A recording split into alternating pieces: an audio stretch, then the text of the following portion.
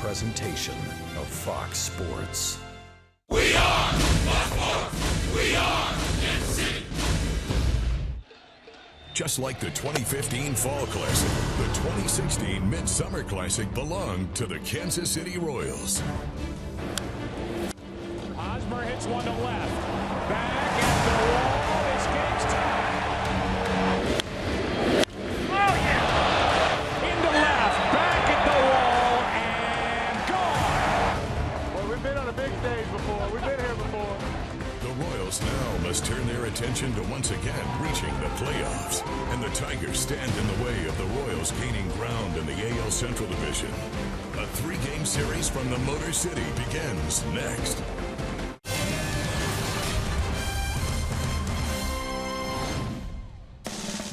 Royals baseball from Detroit, and this is where the Royals need to pick it up in the second half. On the road, a 3-game series begins tonight with the Tigers.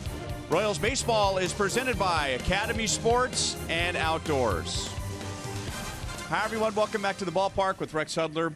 I'm Ryan Lefevre. It did not count in the standings, and yet the Royals were well represented in the All-Star game and represented the Royals well in the All-Star game. That's right, Ryan. They're relevant again. All over the newspapers, everywhere. It's all about the Royals. They're not done. Get a few pieces back. Watch out. They got their home field advantage back. And a couple of those pieces are coming back in just a few days, maybe as soon as tomorrow.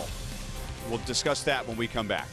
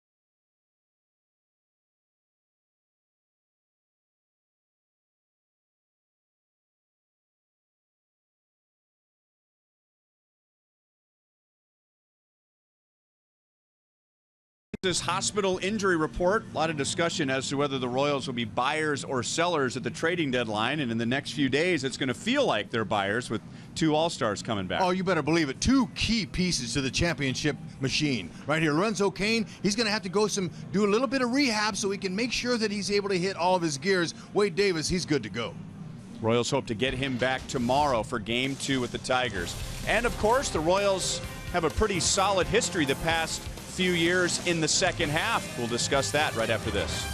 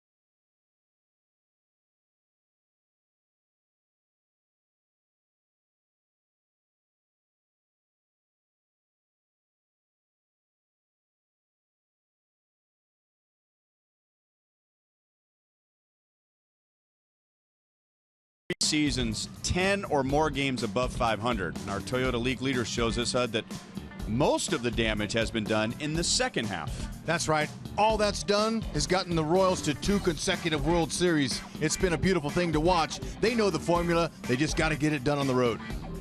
And it begins tonight in Detroit. The Royals are going to spend a lot of time here in the second half.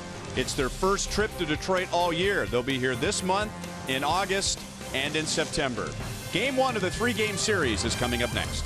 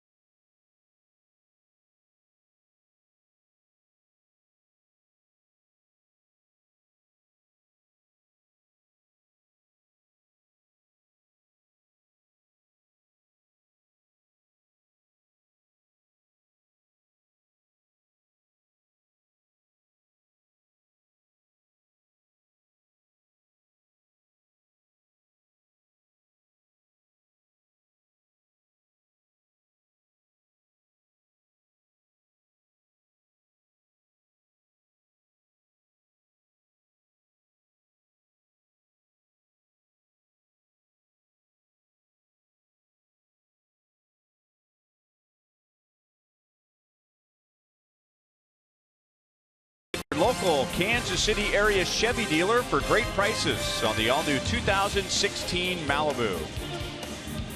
By Panera Bread, food as it should be, with 24 KC Metro locations. And by Academy Sports and Outdoors, right stuff, low price every day. And it almost feels like the end of the regular season today, with temperatures in the 70s, some long shadows already. And Whit Merrifield, who was one of the biggest surprises, perhaps the most pleasant surprise of the first half. He will lead off with a .290 first half batting average. And Ned, you also have Eric Hosmer bat second tonight, with Kendrys Morales hitting third. All against right-hander Justin Verlander, 8-6 in 18 starts with 120 strikeouts.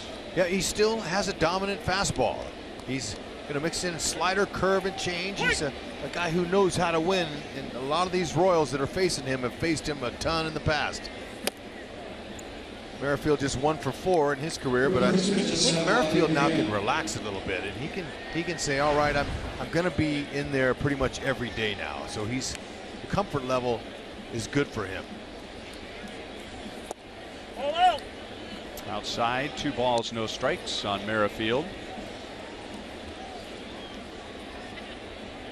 This is the second time that the Royals have seen Justin Verlander this year. They saw him back in Kansas City in June. 2-1.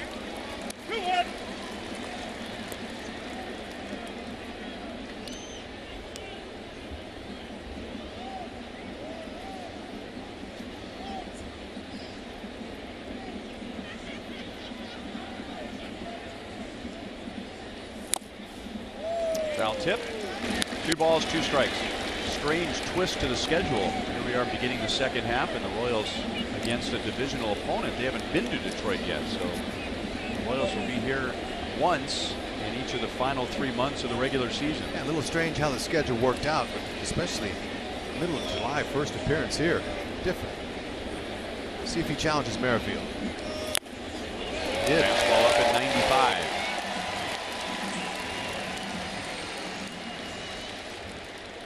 And up comes the All-Star MVP, Eric Hosmer, our most trusted player, brought to you by the most trusted brand, Honda. Johnny Cueto left him a cookie up there. It was very nice to see. And then Haas undressed to third baseman. That was a great shot there. That exit speed on that hit probably was somewhere around 100. A little bit too hot to handle.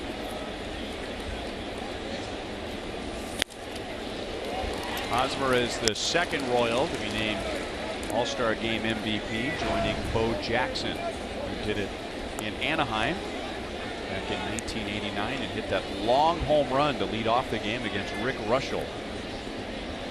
Very special shot that Bo hit, and then all those years later, Haas goes deep and then takes home the MVP. Pretty special. Like I said, Cueto gave him a fastball, him and Salvi cookies down the middle, and Haas with that fastball middle away. That's the pitch he can handle to the opposite field, and the one he's been hitting a majority of his home runs on this year. 1 ball and 2 strikes. Verlander so far, he's just going fastball only now. You see he'll go anywhere from 90 to 97. He's able to add and subtract as he's evolving into a pitcher instead of a hard thrower. Adding and subtracting on that fastball can give a hitter fits. So really that's all he's been using. McCann, a very nice young catcher. 2-2.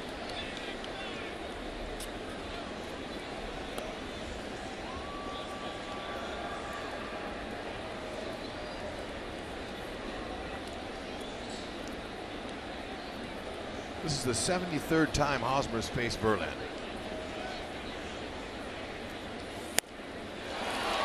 Back-to-back strikeouts, both with fastballs at 95 miles an hour.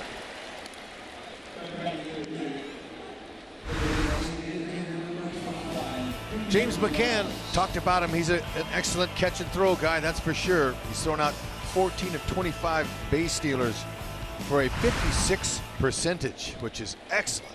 Anything over 30 is really good. This guy here has done a nice job because his pitchers are helping him.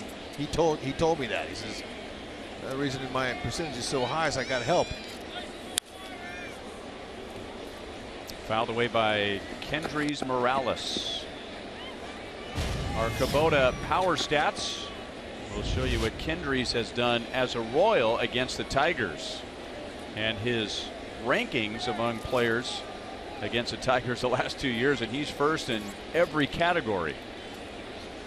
And the last time the Royals were here in Detroit in late September of last season, Morales had the best game of his major league life with 15 total bases in one game. That's a Royals record. That was 3 home runs and a triple in the game. You know, the Tigers were one of the teams to help get Morales out of his slump. We raked him.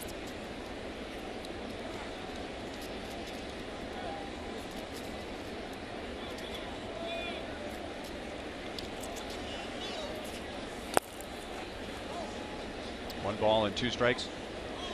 It's really going to help the pitchers in the early innings. Just looking at the shadows right now, and we've seen the Royals swing through a couple of fastballs from Verlander. Hitter and pitcher are in the deep shadows, but the backdrop is in the bright sunlight. Yeah, and then what a hitter sees is a darker baseball in the bright backdrop there. Changeup, and Verlander strikes out the side.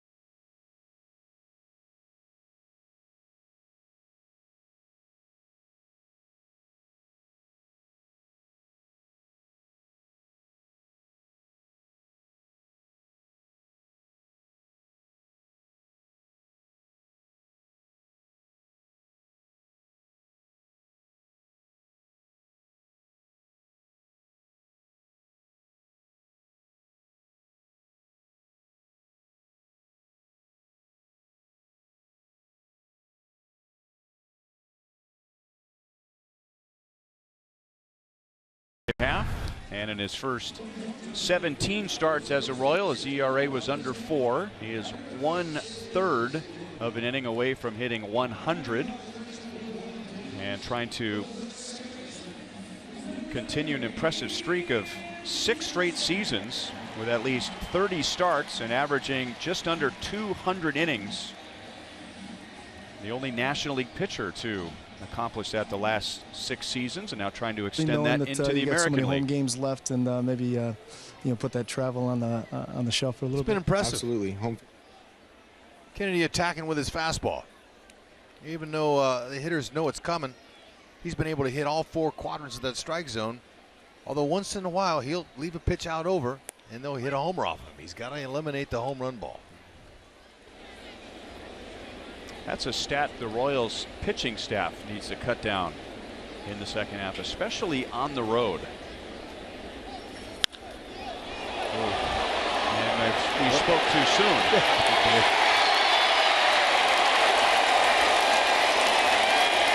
So Ian Kinsler on the second pitch thrown by Ian Kennedy goes deep. And just to add a number to the comment, that is the 70th home run allowed on the road by the Royals this year. That's the most in the American League. Yep, Kennedy's 3-6 with a 5.14 on the road. The starting pitching has got to get better for the Royals to turn their road woes around. There's no doubt about it. And that belt high fastball to a guy who's a dominant hitting fastball guy. I mean, that's a mistake. He's sitting up there looking to ambush. He kills the Royals too, Kinsler. 314, not counting that home run against him. And now a strike to Cameron Maybin. The last time the Royals and Tigers met was at Kauffman Stadium in June. The Royals took 3 out of 4 in that series. And no coincidence that Ian Kinsler did very little. So if the Royals want to beat the Tigers, you think about Miguel Cabrera and Victor Martinez, but this is the guy right here, Ian Kinsler, that seems to be leading the charge when the Tigers are playing well against the Royals.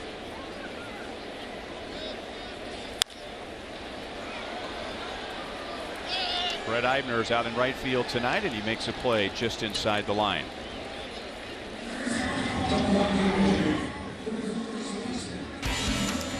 Royals defense sponsored by Ford. Eibner, the ball just hit to him on cue. 5th start in right field.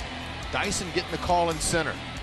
Alex Gordon out in left field. Got a little bit of sun issues out there in this inning for Alex Gordon. Infielders on the left side. Hope the line drives stay out of the sun. Royals currently are plus 28 in defensive run save. That's 2nd best in the American League. The Astros are better with plus 33. Even the fans are fighting the sun out in left field.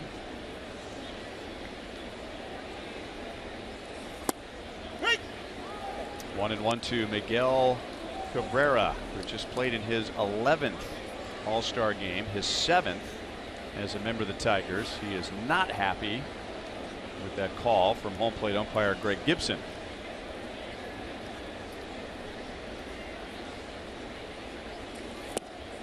Breaking ball down and away. 1 ball, 2 strikes.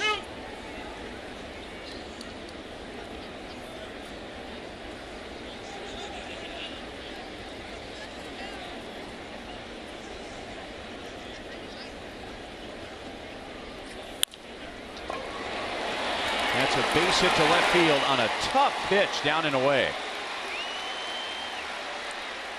Cabrera down in the count, 1-2, ends up with a 1-out double. Not many hitters in the league that can swing at a pitch like Cabrera just did and end up with this result. And it's amazing that he didn't go to right field with it. You rarely see Cabrera hit a ball down the left field line. That's how polished he is with his inside-out swing, and the reason that he hits over 300 in his career. Nice job of staying down there with it. You're right. That ball was on his shoe tops. Victor Martinez had a good half, coming off the worst season of his major league career. And a lot of that had to do with a bad knee. Here he is hitting over 300 17 home runs in the first half and over 50 driven in. Curveball for strike one.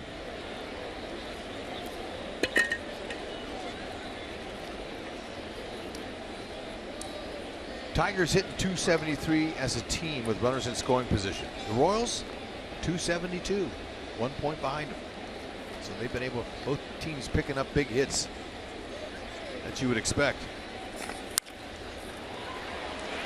Merrifield out in shallow right field will take care of Martinez. And Cabrera goes to third.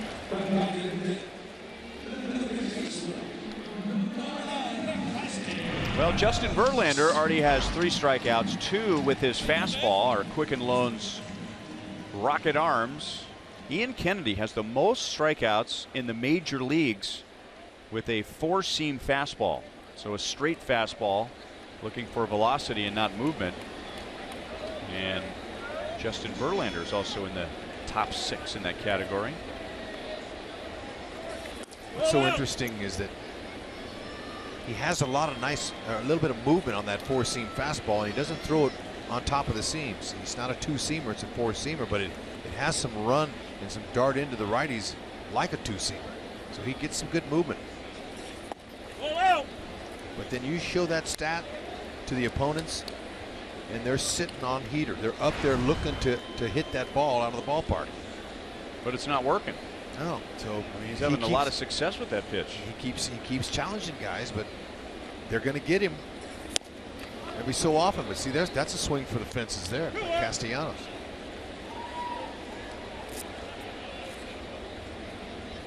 I would think it's part of the scouting report by now when you go over Ian Kennedy that he throws his fastball a lot and he's getting a lot of called third strikes with his fastball. Like any other pitcher that has a good fastball, you got to mix him up too. You got to mix in his secondary pitches.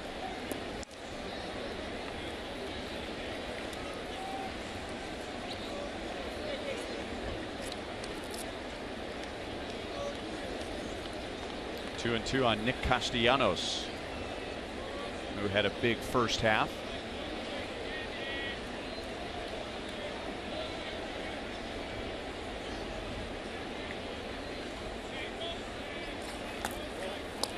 That gets through. Salvador Perez, and Castellanos at first appeared to wave home Miguel Cabrera, but that ball hit the doors right behind home plate and ricocheted right back to Salvador Perez. That would have been a nice way to get the final out here in this inning. That looked like that had some late downward action to it. Salvi couldn't quite get his glove down. Actually hit the bricks. Castellanos at .329 hitter with a runner in scoring position. He's been good. And now he's on with a 2-out walk.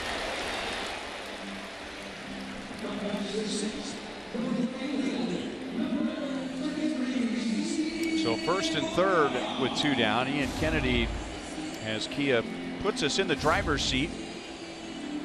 Kennedy in his first 9 starts struggled somewhat with runners in scoring position, but now in his last 8 he's been tough to hit with runners at second and or third. You know, the whole key is to stay out of the middle of the plate.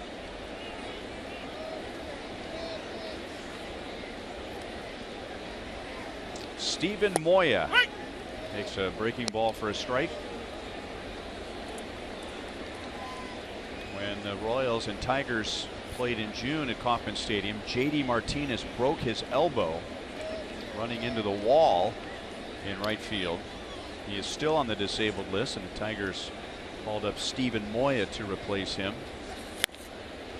Fastball by him, no balls, 2 strikes. Well, Moya at 6'6", 230 pounds, has a lot of long arms and legs, and it's tough to get his timing down. So talking with Wally Joyner, their hitting coach, he said it's just taking him some time to get to know the pitching in the league and to shorten up that swing. But he's got what they call free and easy power. It looks like he's just going up there with a wiffle ball bat, just kind of taking an easy swing, and he gets those arms extended, the ball jumps.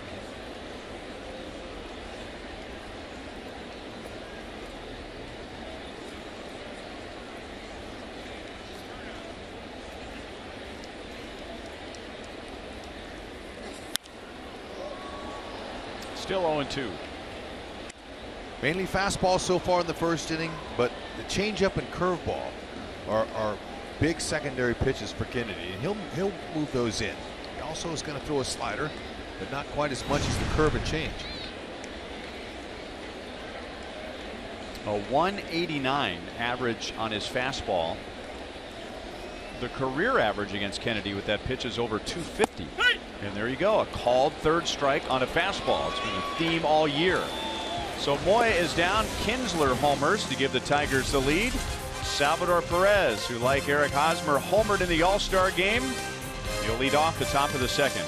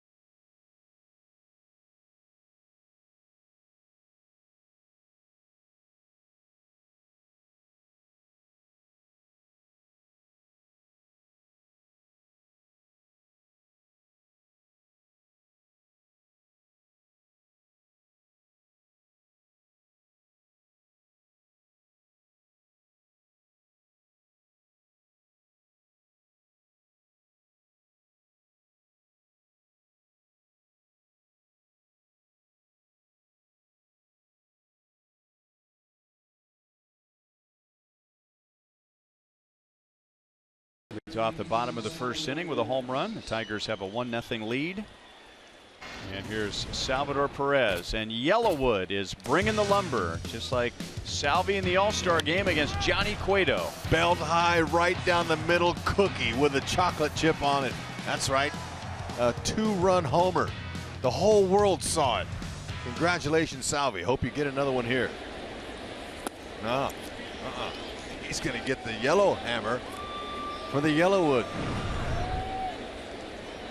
And this is why he didn't get a so-called cookie on the first pitch. That's the best batting average of any player with that many at-bats against Justin Verlander.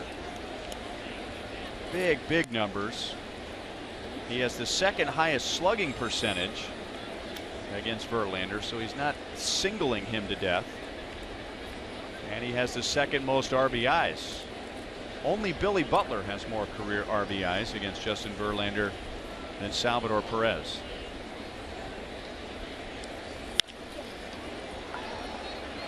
Shallow left field. Collins fighting the sun, comes up to make the play, and there's one down. The ball was above the belt. It wasn't exactly in Salvi's spot, but he wasn't going to pass it up. Verlander struck out the side in the first inning. He got Merrifield, Hosmer, and Morales swinging. And here's Alex Gordon. Alex has 87 career at-bats against Verlander.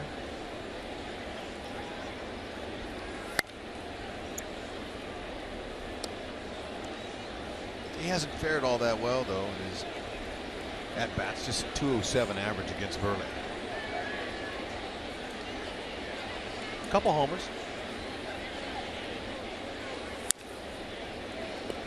1-1. But that last game on Sunday at the Cave, when he was hitting 7th in the order, he looked good. Looked to me like he found something. He stayed short with his swing, hit a couple of balls to left field, was fouling off of several balls down the left field line. Looked to me like he was correcting his pulling ways, trying to pull off everything. Ouch. How about that? You gotta swing. 8th time now he's been hit. You know, most of those times he gets hit, it's always in the lower part of his body, usually in those thunder thighs. Thunder thighs? That's right. Look at him. How strong. This guy's unbelievable. Look at that, right on the quad. That would buckle most guys, but not him. I'm going to check that ball. Look at no limp. Doesn't even rub it. That qualifies as his thunder.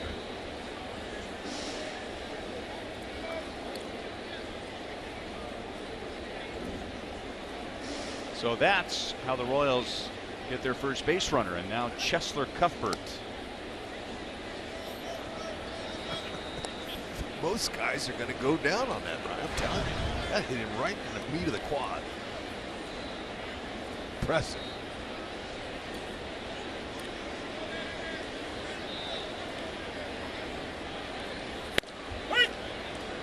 Fastball for a strike to Cheslor Cuthbert, who showed improvement every month in the first half of the season. And I'm talking about at the plate. His defense has been solid since day one.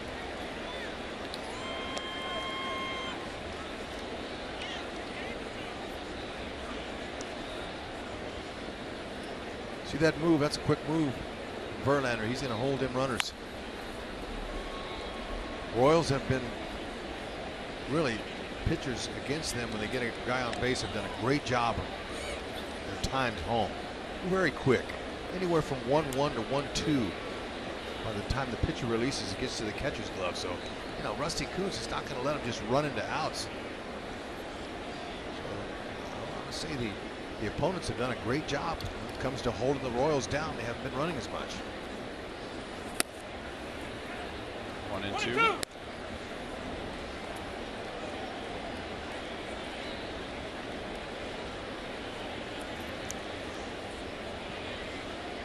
Alex is 3 for 3. Steal. Verlander thinks he's going to go.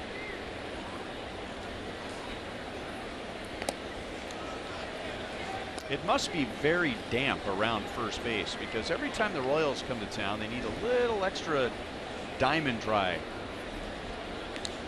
compound to absorb the excess moisture. I don't know, there's some sort of a plumbing leak or sewage leak there, but it always seems to be wet over there. I wonder if it's a flaw going back to the original construction of the stadium. I'm not so sure, but you are correct. There's been that diamond dry over there always.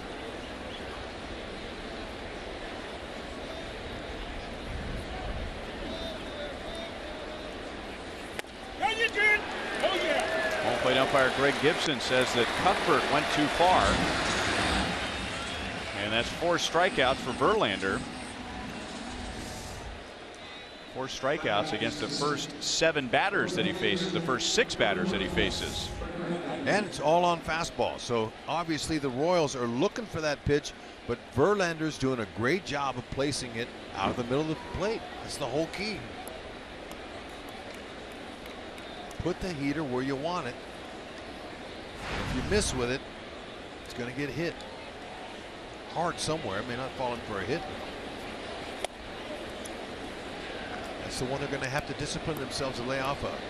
And the fact that he's adding, subtracting on that pitch adds a degree of difficulty to the hitters.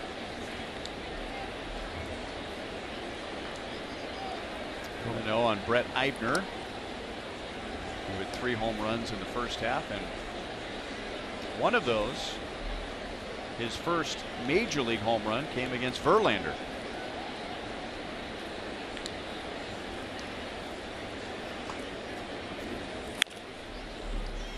That's foul, and it's 1-1.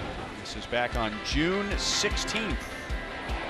Fastball, little bit of movement on it, but belt high right over the middle of the plate, and a beautiful placement from McKay. That's a long way. Go opposite field for your first big league tater. Great pitcher and location. Wait. 1-2. 22. 1 fastball, 2 sliders. Would you call that a slider or a cutter? I think of Verlander as fastball, curveball, change, and he's thrown that cutter slider quite a bit in the first 2 innings. It's hard to tell because, you know, a hitter might be able to tell you a little better, but there's another one. Eibner off the end of the bat. Long run out for Iglesias, and with his back to the infield, he decorates what could have been a more routine play. Either way, tough play, and the Royals are scoreless in the first 2 innings.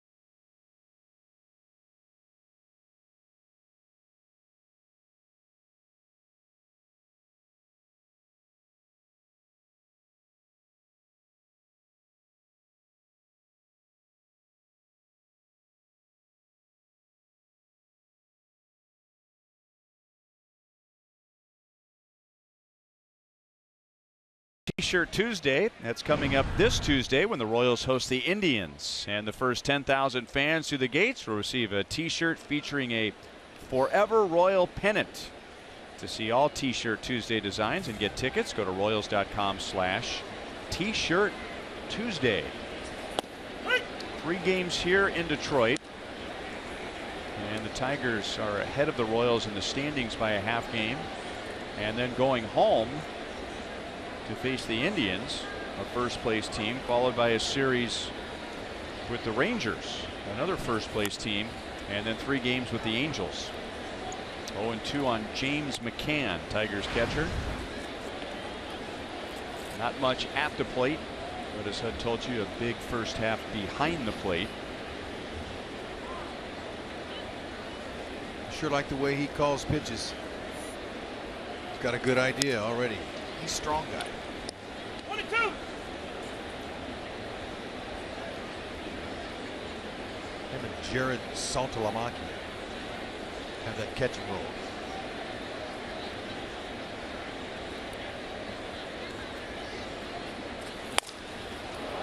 Broken bat, and Cuthbert throws over to Hosmer for the out.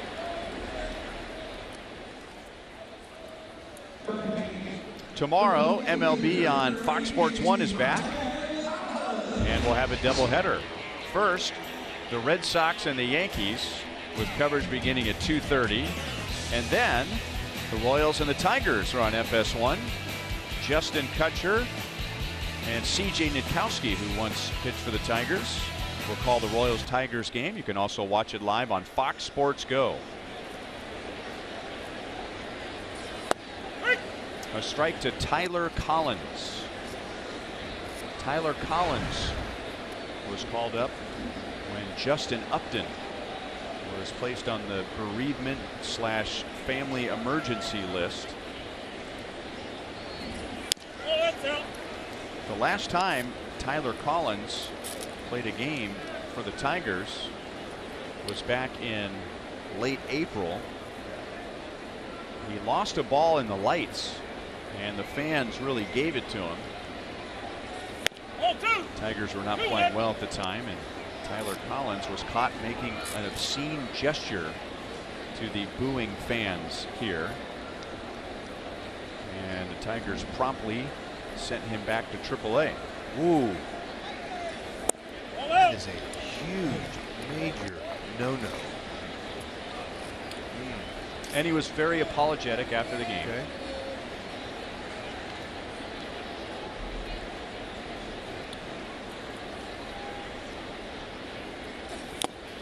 He likes to pull the ball. He's a dead pull hitter. I saw him last season quite a bit in September.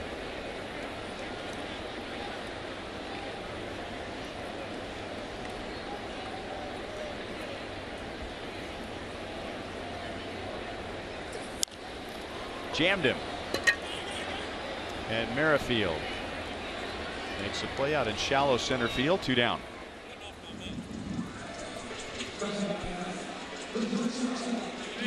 Plenty of room for infielders to catch balls going out in the outfield here. The outfield, you know, it's a big yard. Now down the lines, 330 right, 345 left, but 420 straightaway center field. It really opens up in the middle of the ballpark.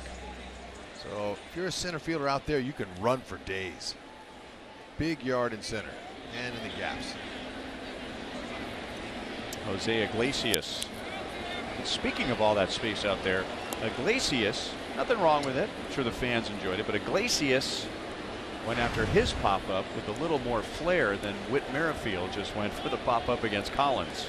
He's a stylistic shortstop with tremendous skills. No balls and 2 strikes. Matter of fact, defensively, he's only made 3 errors this season, and has the best fielding percentage among all major league shortstops. Pretty impressive. Little bobble by Cuthbert, and Iglesias, who is running hard up the line, will be safe with 2 down. It's an error on Chester Cuthbert. Not many for Cuthbert this year. That's just his 4th. He's done a nice job. Usually the errors are heavy on the left side of the infield because of the long throw, but there, that slight little bobble, we haven't seen him do that one. But you know, for a speedy runner, and this guy always runs hard, that's the benefits you get as a runner by going hard 100% every time out of the box. That fielder knows he's got to be perfect, and if you're not, you're safe. And it means that Kinsler comes up with a man on. Kennedy right after him with a fastball. Kinsler on Kennedy's 2nd pitch tonight, homered to left field. 35th time in his career. He is led off with a home run. Bobby Bonds, not Barry. Of course, Barry never let off. Salvi from a knee guns down Iglesias.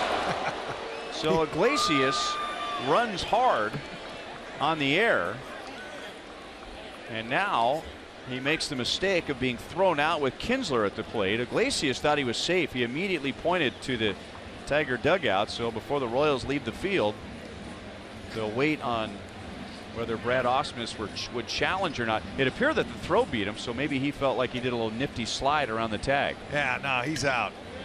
Yeah, not a good attempt there. Salvi from his knee. Oh, what a great throw. Look at this. Merrifield has his foot in front of the base. That helps. Put that tag right on that right hand before it snuck in there. Out.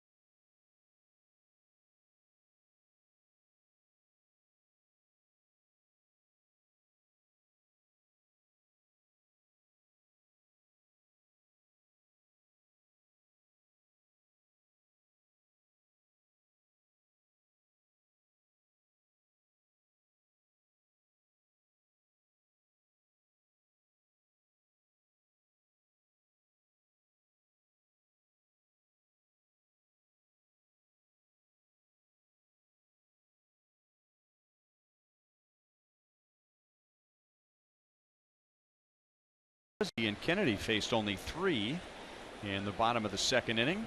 Salvi gunning down Jose Iglesias for the final out with Ian Kinsler at the plate. And Alcides Escobar swings through a fastball. 0-1 against Verlander. As you said during break, Hud, it's a great idea if you're safe. Right, if you're safe, it looks good. You got it in scoring position. But if you're not, and you got a guy who's all world against the Royals hitting, you could get in the doghouse. 0-2 on Escobar. Here's our AT&T high-speed replay. Man, why would you even stand up and throw? You don't need to. If you can hose the guy from your knee, what the heck? Let it go. Get it right out in front of the bag like that. Merrifield and infielders love a firmly thrown ball right out in front of the base that's down low. All they have to do is catch and tag in the same motion, making it easier. Over 50%. Now McCann has him by four points, but look, 50% is pretty good. Looking really good. You know, we will often say that when the number 9 hitter is on base, or the number 8 hitter's on base with 2 outs, and the leadoff guy's at the plate, that's a good running situation, because if the runner is thrown out, well, you got your leadoff guy leading off the next inning. But when your leadoff guy has 17 home runs and 52 stakes, right, that's different. I mean, we're talking about your prototypical leadoff hitter who's going to be more of a singles hitter. Then it's a risk worth taking. Excuse me, 53 stakes for that homer. Royals got to figure out a way to do something here off Verlander. Get on base somehow, some way. Make something happen. Maybe it's Jarrod Dyson. 6 for 26 in his career against Verlander.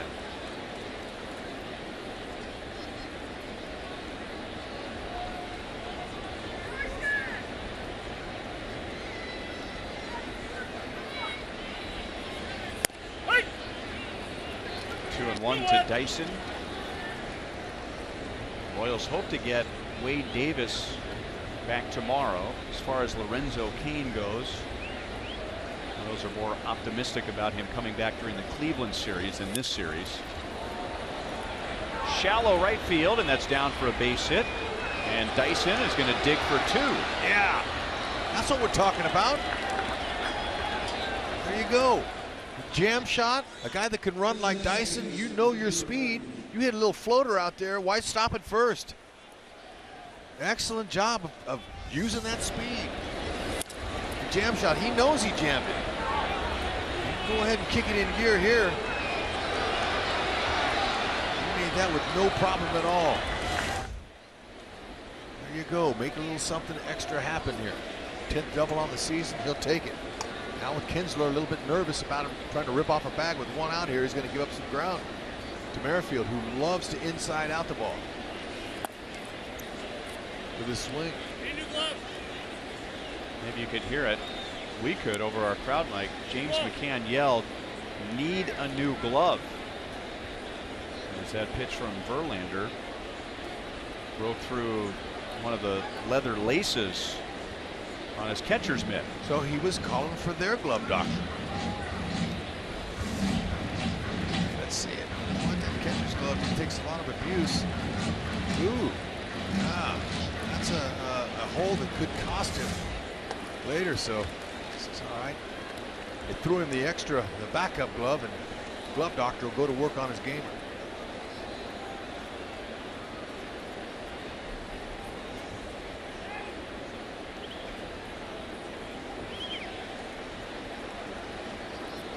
Merrifield struck out on a high fastball in the first inning.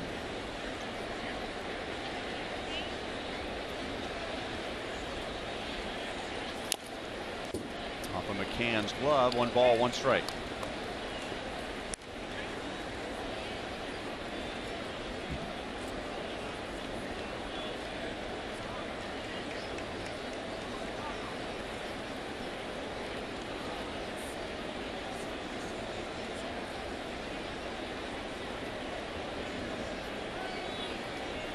Merrifield 273 with a runner in scoring position.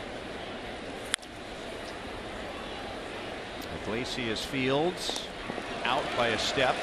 Dyson goes to third. 2 down. Let's go down to Joe Goldberg. Well, guys, we know about the All-Star MVP honors for Eric Hosmer, but that wasn't set in stone. He was 2 for 2 with the home run, and then Ned Yost was going to pull him out and bring in Miguel Cabrera. Well, Cabrera went to Ned Yost and said, "Now, you got to leave Hosmer in for one more at bat.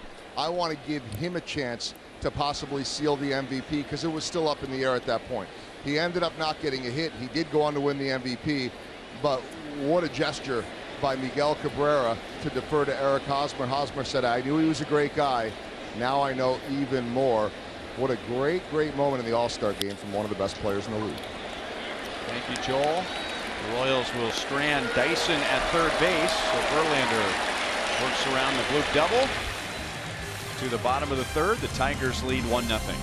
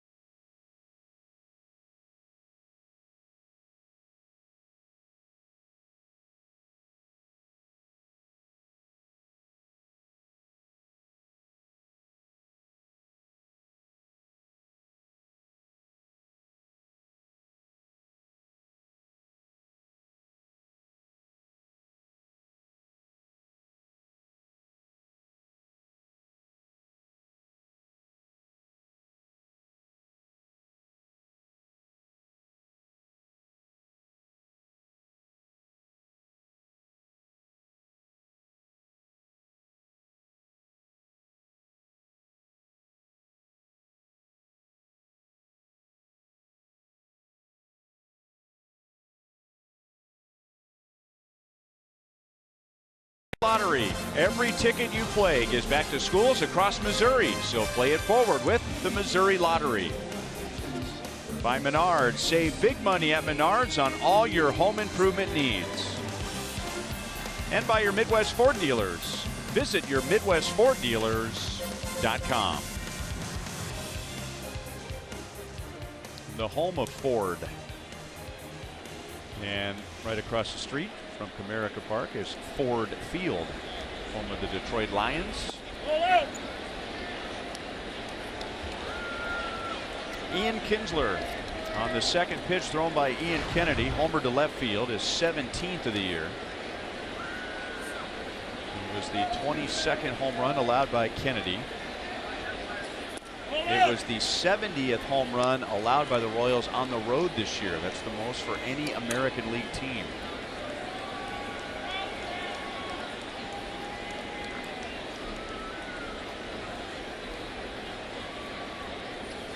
That made Ian versus Ian 7 for 10 in his career. Rakes it. Bellying up on the dish. This is Ian Kinsler is the definition of bellying up on the plate. That means crowding the plate, getting right up on it. And he's looking to pull. Sharply hit to Escobar. 1 down.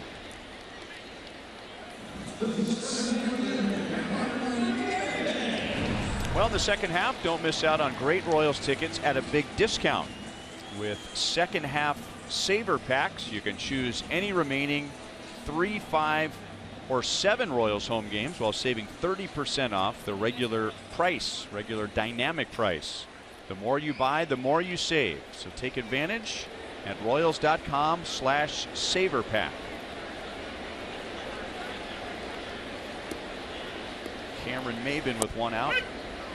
Fastball for strike 1. Maben flied out to right field in the first inning.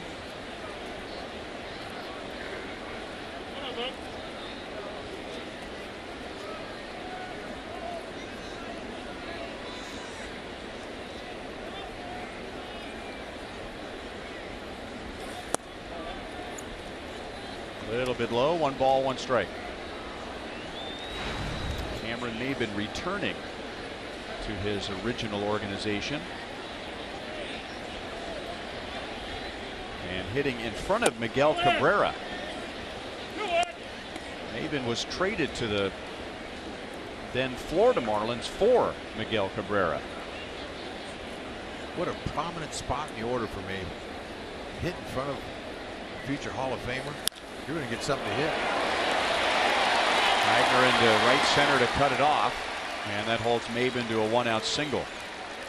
So you know that coming up to the plate, that with Miguel Cabrera hit behind you, you're going to rake. And speaking of that, Maybin's been hitting .437 here at Comerica Park this year.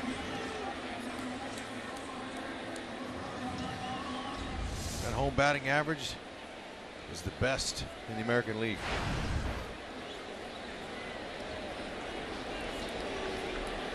Cabrera got a breaking ball down and away.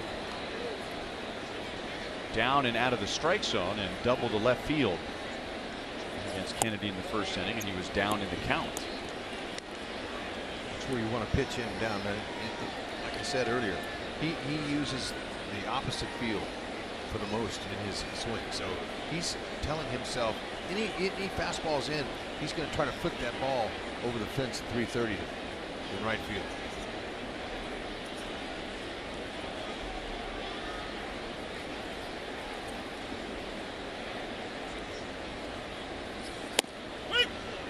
Inside corner, 1 ball, 1 strike.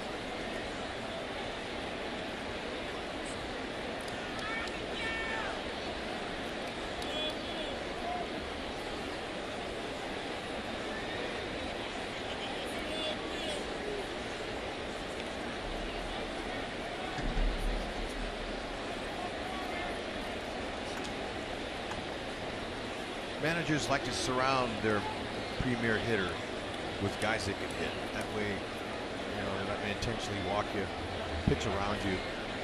If they know the next guy coming up can knock you in. 1-2. Cabrera didn't look good on that swing there. He never loses his balance like that.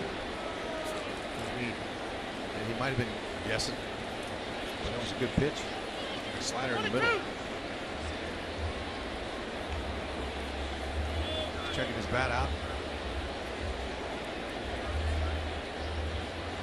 Maybin leads the Tigers with 10 stolen bases.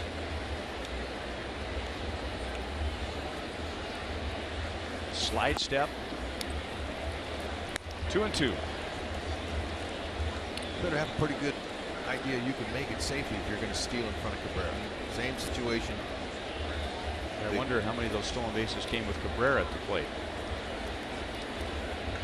I don't know. It's when you steal second base, you got a guy like Salvador Perez, there's got to be some doubt in your mind. So when in doubt, don't go.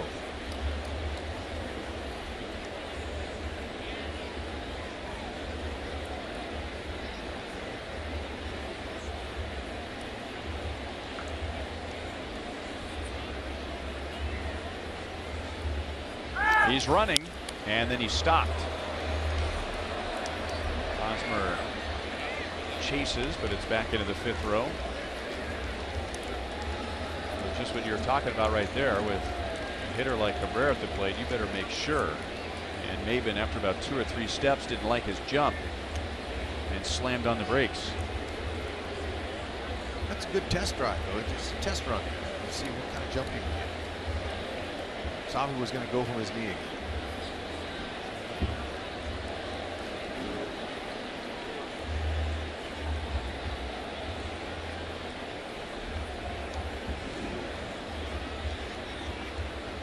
Not running, and hit well to right field. Eigner at the wall makes the play. Fred Eigner was already deep, so he didn't have a long way to go. And Cabrera is out on a line out. That's why you play Cabrera deep. And just like I told you, he's going to try to hit that ball out of the park that way. Inside fastball, he's got a patent on that swing. Eigner, good job of playing deep and had that ball surrounded. And he had a little bit more hops too. He probably could have brought that back if it was over the fence.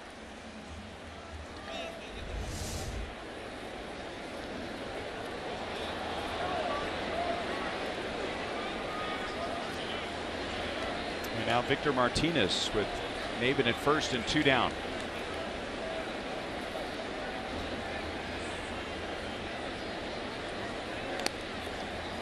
Kennedy last pitch against the Tigers in April. And in that game, Victor Martinez drove in a run, his 1,000th career RBI, becoming the 5th Venezuelan with at least 1,000 RBIs. And one player on that list is his teammate Miguel Cabrera. That is just foul.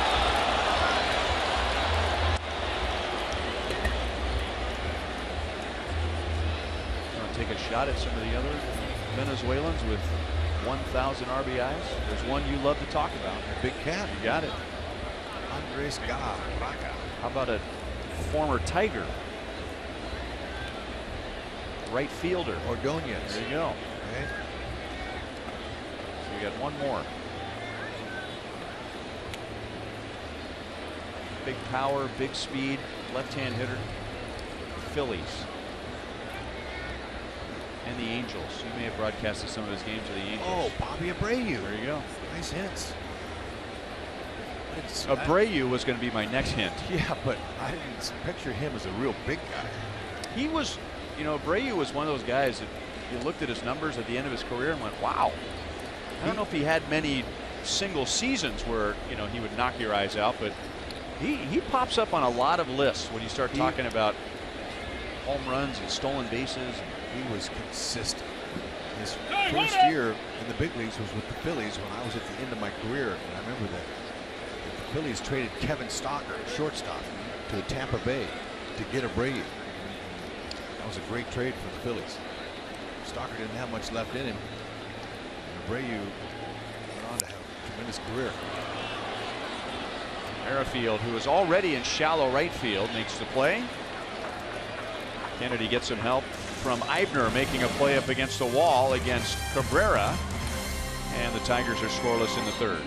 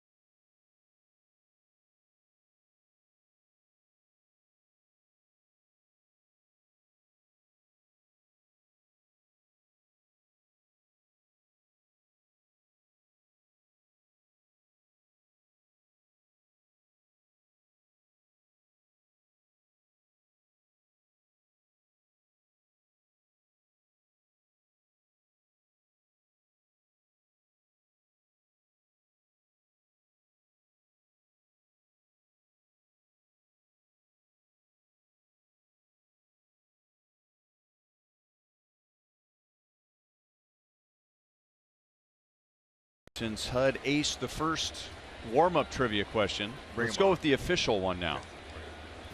Hey. Nice to see Mr. Glass sitting right behind the Royals dugout.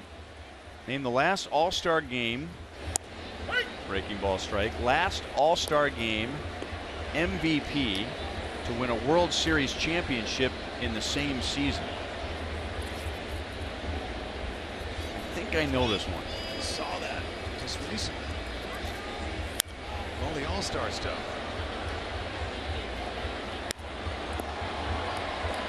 Okay. I was wrong. Thought it was Derek Jeter. Yeah, that's been a good guess.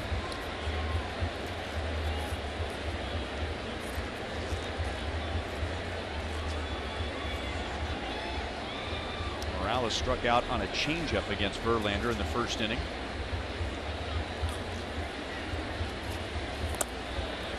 This time a breaking ball in the dirt.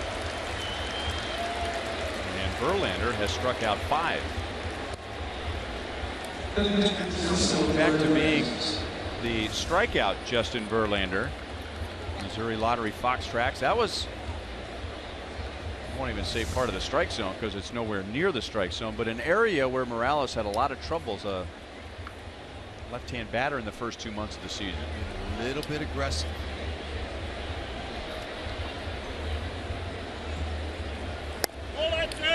Curveball's inside to Salvador Perez. He flied out to left field in the second inning. That's after Verlander threw off-speed pitches to him the first 2 pitches, and it was 2-0 count. He was looking heater, missed it. 1-2.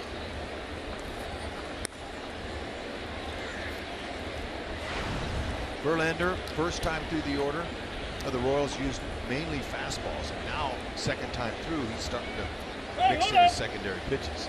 And that's what good starting pitchers do. Verlander in his 11th season, he knows all about how to set hitters up. And you got to face these guys 3 times through, maybe 4 times through if you're going good in a game. Got to have something left for the second and third time through to show these guys. So if you can get by with your fastball early like he did, he just stays with it until you hit it, and then he starts bringing in his other pitches, which are pretty good. Big curve, slider, looks like a cutter. Right field, and it stays up for Moya. 2 outs in the 4th inning.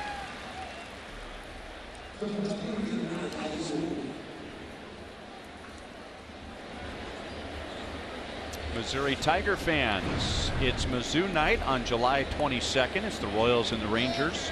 And the first 5,000 fans who bring their Mizzou-themed ticket through Gate A will receive this special edition gray, black, and gold branded KC cap, courtesy of Fox Sports Kansas City and Rally House, July 22nd. And Missouri Tiger Ian Kinsler has homered tonight, giving the Detroit Tigers a 1-0 lead. Alex was hit by a pitch by Verlander in the second inning. 1 ball, 1 strike.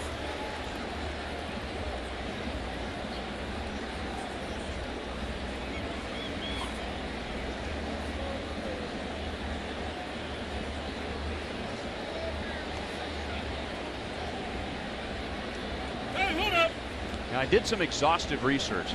Derek Jeter, I was partially correct. Derek Jeter in 2000 was All-Star Game MVP and then won a World Series. In fact, he was the World Series MVP. So somebody since 2000. So you were correct. Well, not correct for a trivia question, because who was the last player to do it? So it's since 2000. 2-2 on Alex.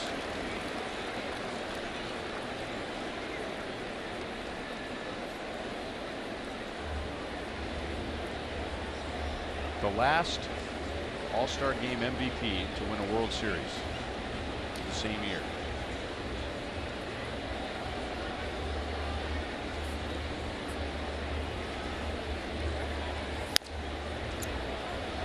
Three and 2. 3-2.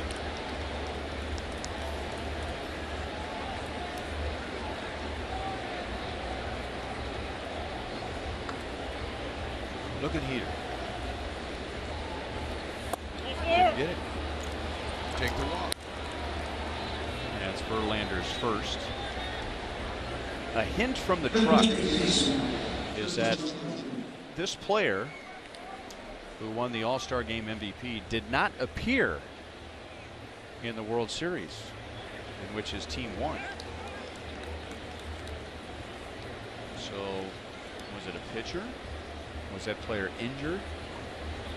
It's a pitcher.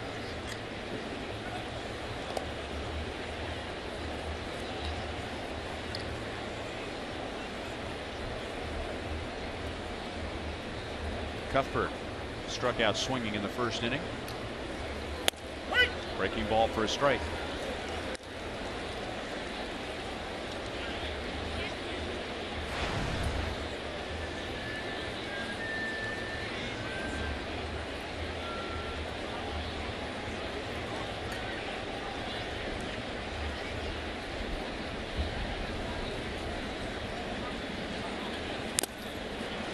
No balls, 2 strikes. Ooh, that was a good rip. Now Verlander overall, opponents hit .231. You can see the righties have done the most damage. That was a good swing by Cuthbert there on that slider. Stayed right over the middle of the plate. Righties have been doing the home run damage.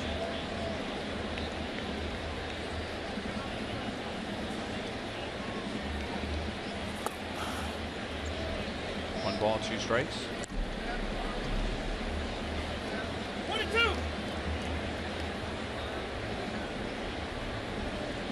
Chesler, we were talking about his improvement month to month when he batted in the 2nd inning. He had 253 in May, 283 in June, and so far this month he's hit 344. And again, he is rung up by home plate umpire Greg Gibson, who ruled that his abbreviated swing was a full swing. And he was right. Verlander has struck out 6.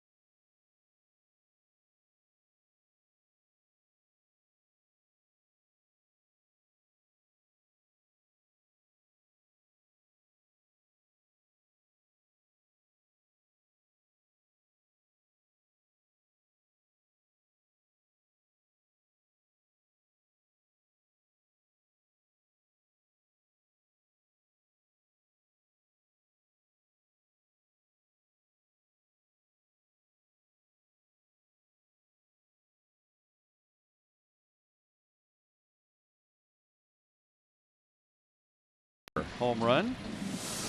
Our T-Mobile greater coverage of baseball. Well, the Red Sox appear to be buyers. They've already made a couple of deals. They got Drew Pomeranz from the Padres, and then before the break they got Brad Ziegler, who grew up just outside of Kansas City, from Arizona. So they picked up a reliever and a starter. Castellanos hits it on the ground to Escobar, 1 down. Castellanos walked his first time up. Early deals. Dave Dombrowski, former Tiger general manager, Montreal Expos general manager, and Florida Marlins general manager. He's got some experience.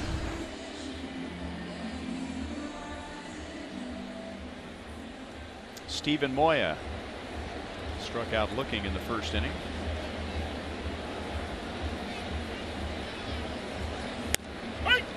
Some mumbling and grumbling here in Detroit, because while Dave Dombrowski was very successful here, he took a team that lost 119 games to a couple of World Series, and yet never went out and got that elite closer. He had some good closers, but the Tigers toward the end had a lot of issues with their bullpen. And one of the first things that Dave Dombrowski did when he got to the Red Sox was trade for an elite closer in Craig Kimbrel.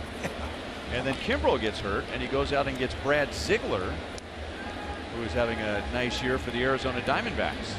I wonder why he wouldn't have supplied the Tigers with a much-needed closer. I kept wondering that every offseason. They would never go out and get the guy. They felt like they had guys they wanted to stick with. Joe Nathan, not an overpowering closer. Even some of their setup guys were less than elite. Joe Nathan, Jose Valverde, Todd Jones.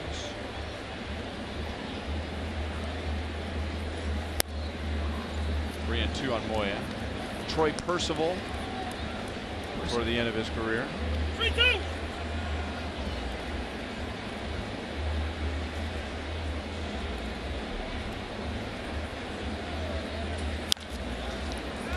Just foul outside of first base. 3 and 2 on Steven Moya. Now that's two balls that have been hit. One, Victor Martinez hit it off of those signs over there that was just foul. So I watched Merrifield, and two rookies out there. They watched those bounces off the side of that ball. That's important for later, because that ball's not going to get down there in that corner around 330. It's going to kick back into the playing surface. So that those guys were watching both of those. They know where they're going now. He just swung the ball forward.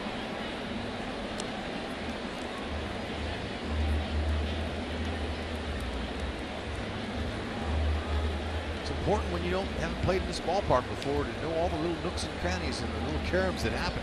Sometimes can cost you a run.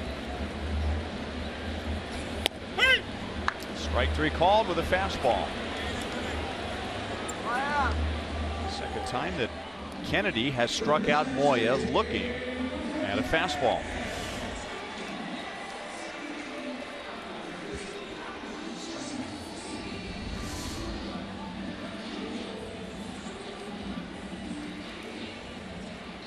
And that'll bring up James McCann.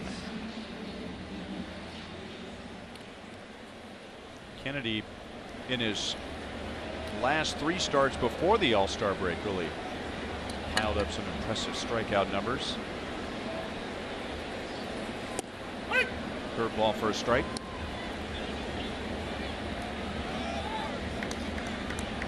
Second time through the order. 221. That's where they are right now in the bottom third.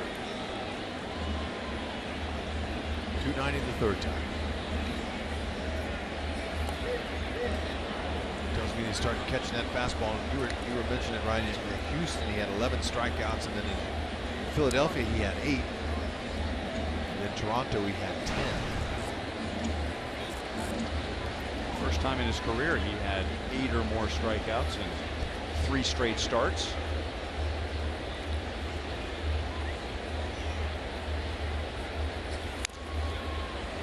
One ball and 2 strikes. And going back to our conversation in the first inning, so many of those strikeouts have been like the ones that Steven Moya tonight called, 3rd strikes on fastball. So the book has to be out. Look, guys, he's going to throw you fastball with 2 strikes. Be ready for it. And yet that's how he's gotten most of his strikeouts this year. 2 balls and 2 strikes on McCann. Try to climb the ladder there.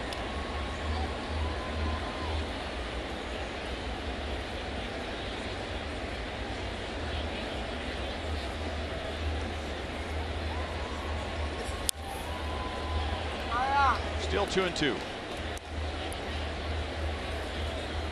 Convicted with his fastball.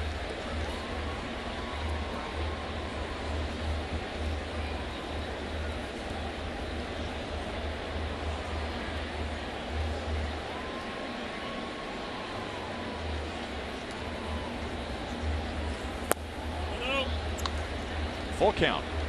Tyler Collins is on deck. 3-2.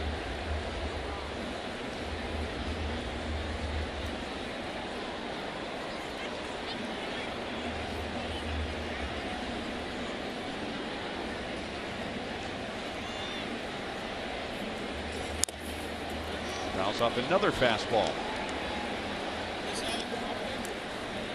Salvi says he's fine after taking one right off the mask.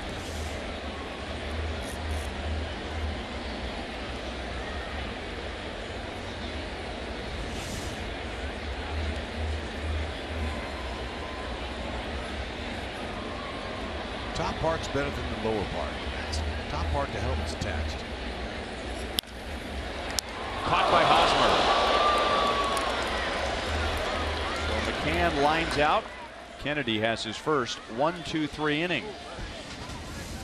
McCann's got to know better than that. He wears the gold.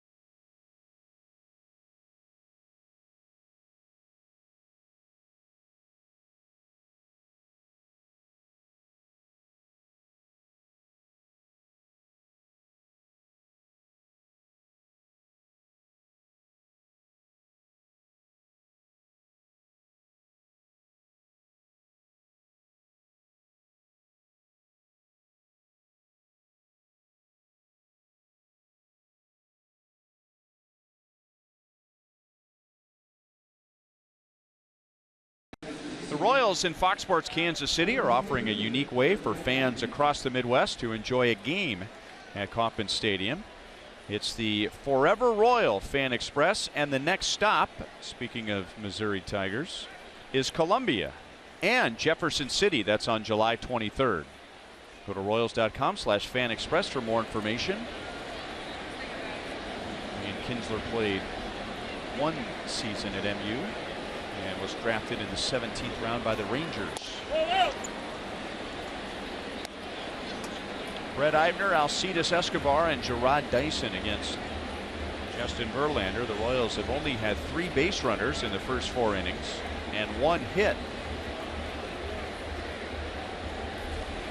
Eibner takes that slider outside. He popped out to short in the 2nd inning.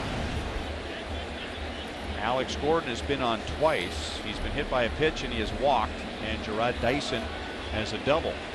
That's it. Pretty good swing, 2-1. It's a really good swing.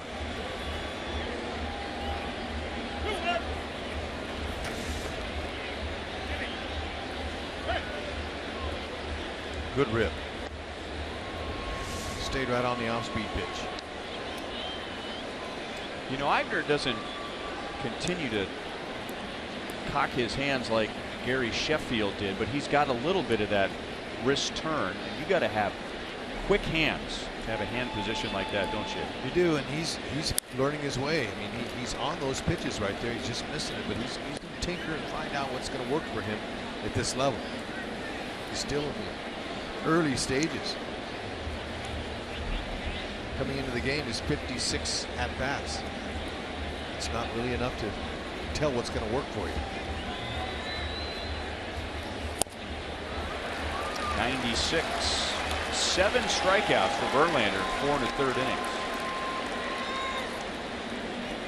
And 5 have been with his fastball.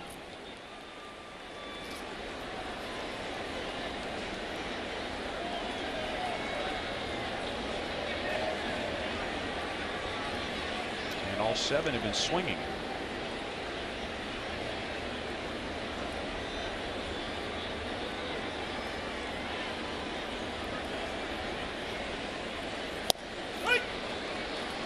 Alcides Escobar takes a strike. Esky rounded out to second in the 3rd inning.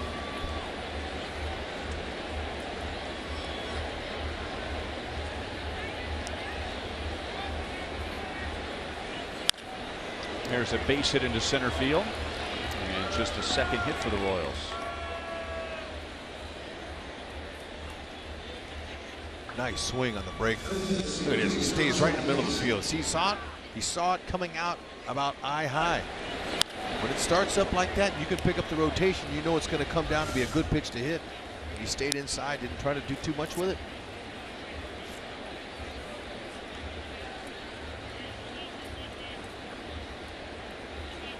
So 1 on 1 out. Jarrod Dyson comes to the plate, and we go to Joel. Well, guys, we've talked about the All-Star game and the final appearance for Big Papi David Ortiz. That was really all the buzz. Of course, Eric Hosmer, Salvador Perez stole much of the show, but Big Papi beloved in baseball. Our premier Mazda game break. He got on with a walk, and then they took him out to the ovation. That was planned. What I understand is that Ned Yost was going to take him out there for the ovation if he got on base. If not, with some league approval, they were going to bring him up a third time and pull him before he actually took a swing to give him that. I talked to Rusty Kuntz, and he said there are all-stars and then there are all-stars. And he said this might be the best of all of them as far as commanding a room. He said Rivera and Jeter were just as big, but they didn't have that kind of personality. But he said in Rusty's words, Big Papi has the bling, the zing, and everything short of a trumpet blaring behind him with an entourage and the people. But he said that everyone gravitates towards him. Eyeballs on him everywhere that he goes. And the message that he gave to every one of those players to pass on the game to the younger players coming up, and even to the little leagues in their towns and their neighborhoods where they grew up. Rusty Kuntz, like so many others, absolutely blown away by the presence of Big Papi David Ortiz. Yeah, that was such a nice gesture by the players on the American League team as Dyson is down on strikes. 8 strikeouts for Verlander, another one with his fastball. And it was Ned Yost who choreographed all of that. As Joel said, you know, Ned was hoping that David Ortiz would reach base. That's the best way to take him off the field, pinch runner. And all the players came out and congratulated David Ortiz before he got back to the first base dugout, and that was pre-planned. It was the brainchild of Ned Yost. Ned Yost told the other players that when I bring him out, I want you guys to come out of the dugout and greet him on the field. I am extremely proud of Ned Yost and the maturity that this manager has gained over the last several years. He's come into his own. Now, back-to-back All-Star victories. His team been going to back-to-back World Series. Ned Yost is a guy. He's a manager that has savvy. He's smart. He's making decisions. He outmanaged Terry Collins two All-Stars in a row. Two series in a row. 2 series in a row. Sorry. Yeah, what was the line that Terry Collins? I forget who it was, but someone had the line that said Terry Collins' goal was to get everybody in the game, and Yost's goal was to win the game. That's right. And look, he knows himself how important home field is.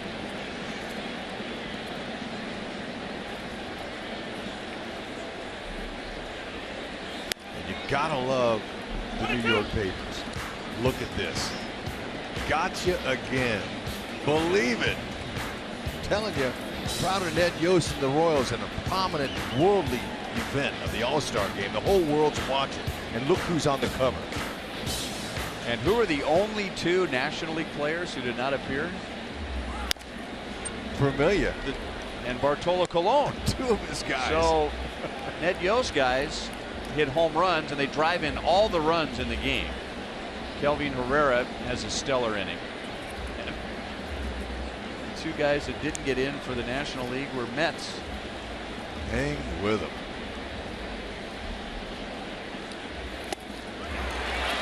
Second time that Verlander has struck out Merrifield, and Justin Verlander has 9 strikeouts in 5 scoreless innings.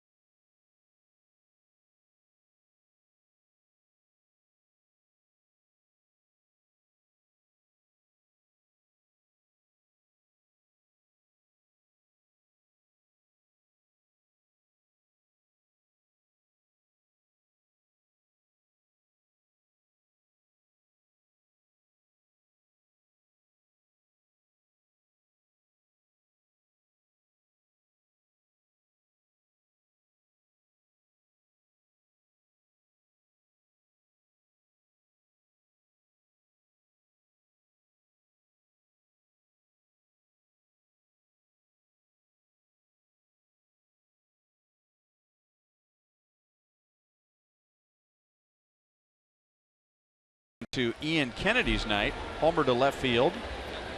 That's all the offense, and Justin Verlander has struck out 9 in his 5 innings. Tyler Collins takes a curveball strike. Kennedy got him on a pop out to second base in the 2nd inning. Jose Iglesias is on deck, and then Kinsler.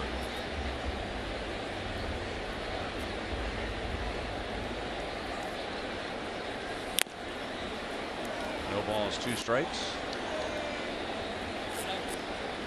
All right, our sprint trivia question. Melky Cabrera was the last All-Star Game MVP to that win. Should be in quotations. Yeah, because he got a ring.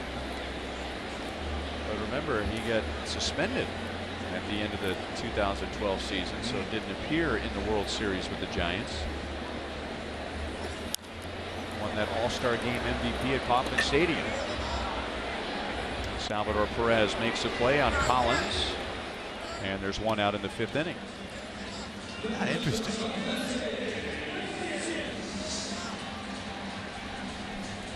Friday night here in Detroit, and as you know, nothing goes better with summer than fireworks in Royals baseball. And on Friday nights through August, we'll have summer fireworks presented by Hy-Vee and Pepsi.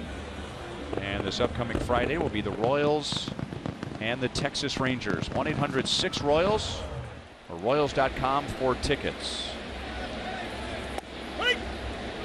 Iglesias reached on an error by Cuthbert in the 2nd inning, and then tried to steal second base with 2 down, and Ian Kinsler at the plate, and Salvador Perez from a knee threw him out.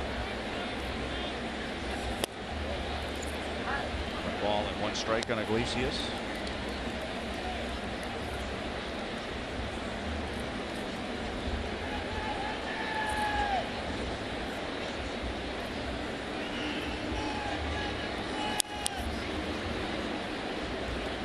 One and 2. Verlander and Kennedy both getting by with their fastball up and out over the plate because largely of the 420 dead center, the dimensions. They're pitching to the big part of the ballpark. Kennedy, I'm sure that's his plan. Verlander, he's been doing it for years. Iglesias, he almost fell down, still made contact. Eibner sliding into the side wall in right field. 1 ball, 2 strikes.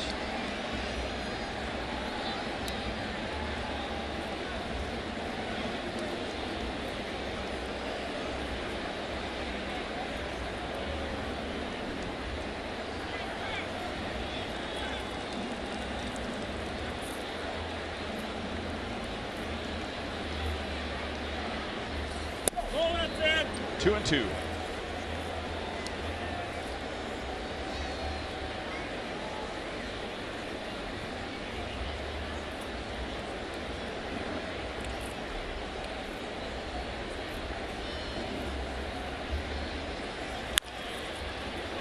Cuthbert dives, scrambles, and throws wild. And Cuthbert has his 2nd error of the game, both times with Iglesias at the plate. That is a base hit and an error. Wow, man, he was quick as a cat coming up after making that catch, but couldn't quite control the throw. I don't know if he'd have got him. It'd have been awfully close. Look at that. He's showing great range to his left. I mean, he just came up and his momentum made him pull the throw as he was spinning. Good try, no chance for Haas.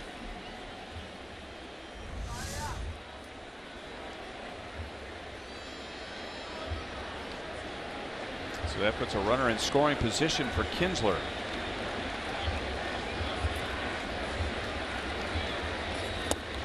Taking all the way, and a fastball is in there. Kinsler homered in the 1st inning on Kennedy's 2nd pitch of the game, and then grounded to short in the 3rd.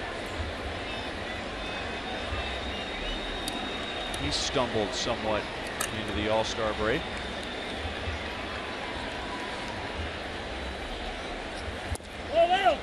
Royals really pitched him well back in June. was just 2 for 15 in that series. And from that series until the break, Kinsler batted just .238. And then 2 pitches into the second half, he has a home run. Yeah, and there's just way too many days off in the All-Star break to stay in a groove. So any team momentum or any batting streaks coming into the All-Star break, it's hard to continue those after the break. There's just too much. Baseball's a game you got to play every day. It's a timing game. So momentum going into the break doesn't mean a whole lot. It's out of the break where you want to get on board, but it doesn't always happen.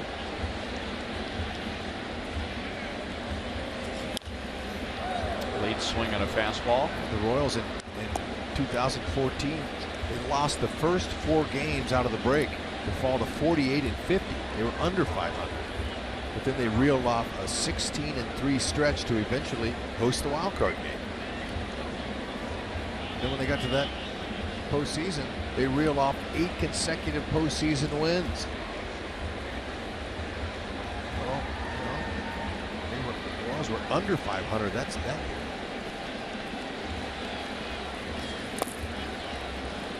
This stretch of teams in the Central here is going to really tell a lot about the Royals. Tonight they're missing a big hit.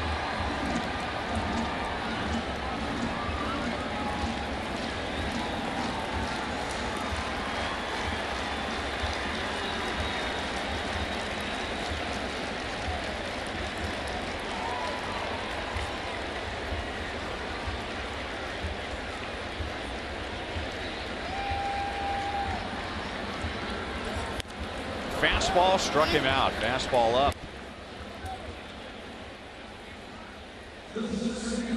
2 down.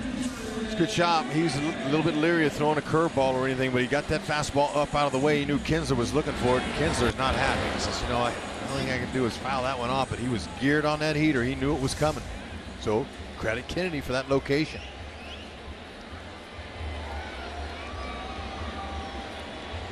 Royals not out of the woods.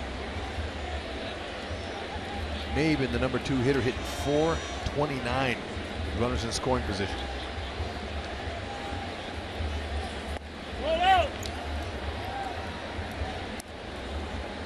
Maben flied to right in the first inning and then singled to right center in the third. And this is the man that Kennedy wants to get right here to end the inning with Cabrera and Martinez coming up. 1 ball, 1 strike. That's the pop-up swing there. That's what Salvi's wanting.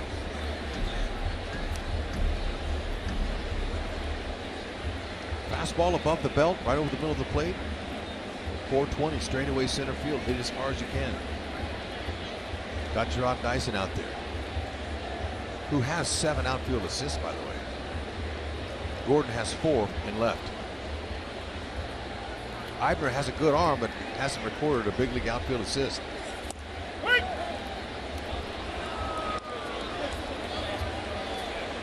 1-2 on Maben.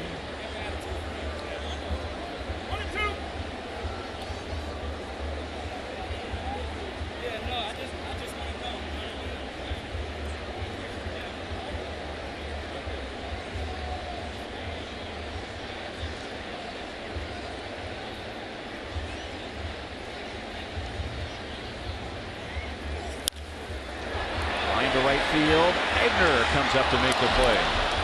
That leaves Cabrera in the on-deck circle, and the Tigers leave Iglesias at second base. Better be ready.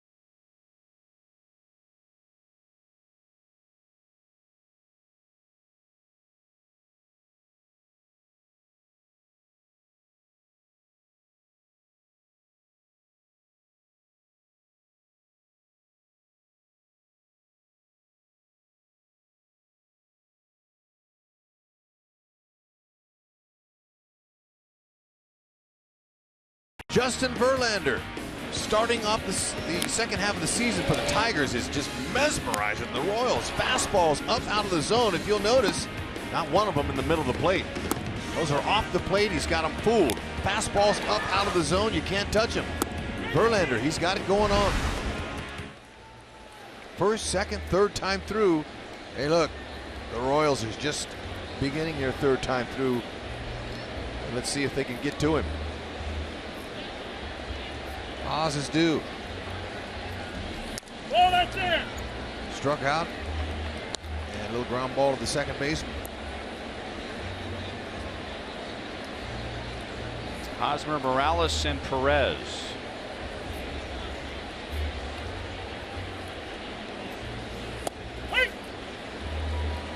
Curveball, 1 ball, 1 strike. Our sonic slam inning contestant is Wendell Schmidt from Waverly, Missouri. And if the Royals hit a home run out of the park in this inning, Wendell wins $2,200. If the Royals hit a grand slam out of the park, Wendell wins $25,000 from Sonic and the Royals. 22.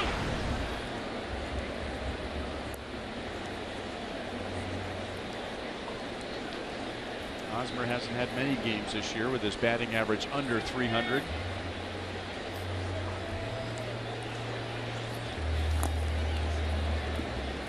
Came close to hitting him on the foot.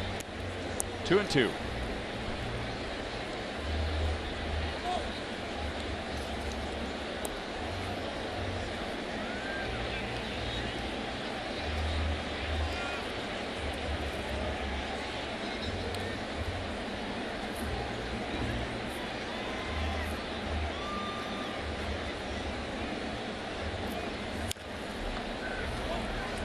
Still 2 balls, 2 strikes.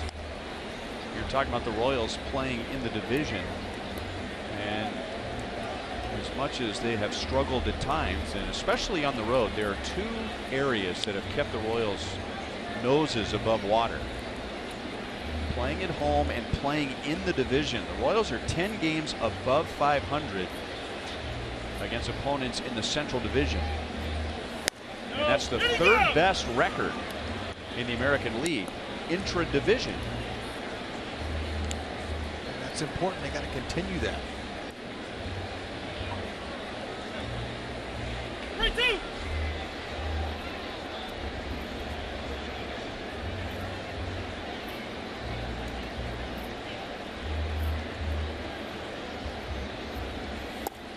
Hosmer takes a leadoff walk after falling behind. That's Verlander's second. And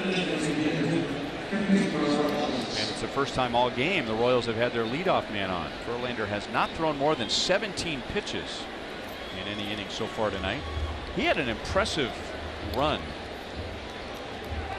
He had a stretch of 9 consecutive starts where he went at least 7 innings, or at least into the 7th inning. And then in 2 of his last 3, he wasn't able to get into the 6th. And there's a base hit into left center field. So Kendrys Morales has his first hit. And for the first time all night, the Royals have more than 1 base runner in an inning. 3rd time around could be the charm. They got to figure out to move those runners now. Let's see what they're going to do.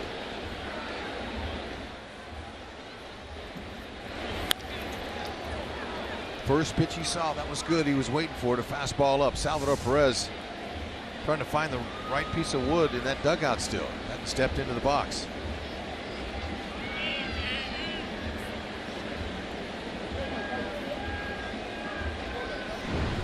Remember to vote for the Royals Player of the Month at one of the 7 Rally House locations in the KC metro area.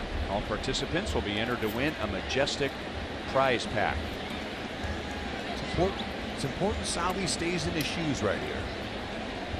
And it would be tempting to go for it all because the Royals, first of all, haven't had many opportunities against Verlander. And as Salvi swings at one up in the strike zone, Salvador Perez has been the most difficult out in Justin Verlander's career. He is flying to left tonight and lined out to right.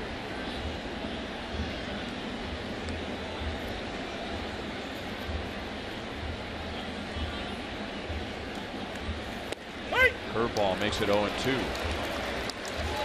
That was good location. It stayed up enough for Salvi, but he wasn't looking for that.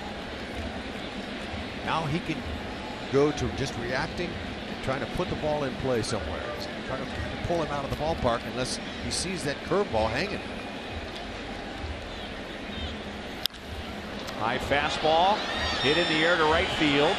Moya to the track, and it drops. Come on, Haas. Hosmer will be waved home. Perez goes to third, or Morales goes to third, and now Morales to the plate. Steven Moya, who is not known for his defense, should have made that play. That was the first misplay, then the bad throw. And in a flash, the Royals take the lead and have Salvador Perez at second base. That's right. He drifted, Moya did, on that ball, but Salvi had the right idea. He wanted, with down 0-2, to try to drive that ball to the opposite field and just react. They wanted the fastball up, and Salvi was waiting for it. And he got it up there at 97. He got a good piece of it. Moya, he drifted on that. He really butchered that play. But Haas got on his horses. This was not a good throw. Kinsler takes it, whiffs the throw to try to get Salvi at second. Good aggressive base running by Salvi, and Morales, with all 6 screws in his ankle, scores the go-ahead. And now way outside to Alex Gordon. Third time through.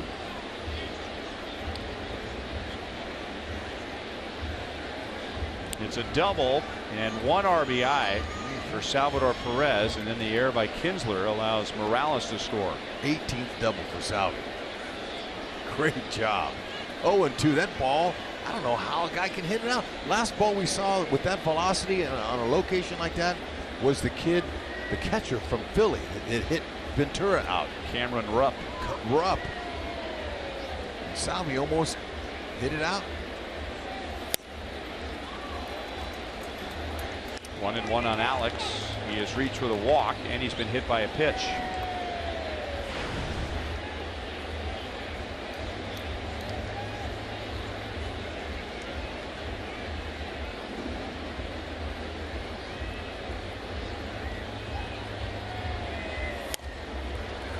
And now 1-2, another fastball at 97. At no point on that fly ball to right field did Steven Moya look comfortable. Not 1 point.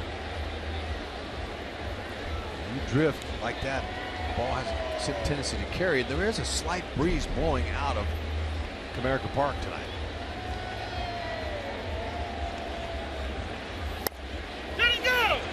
He went. And that is the 10th strikeout for Verlander. He's able to get Alex Gordon without Salvador Perez advancing to third base. Okay, on contact, lazy fly ball. Okay, he had the right turn, but just keep going. Keep going, but he didn't really kick it in, and he missed it by a foot. Be the play of the game. It was not made. Now Cuthbert, shallow right. Kinsler the closest to it. He makes a play in foul territory.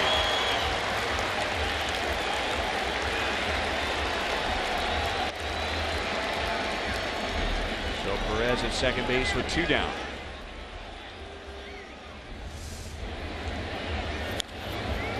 Kinsler, you know, he was playing more up the middle, so this was a heck of a long run and a catch by him with no problem.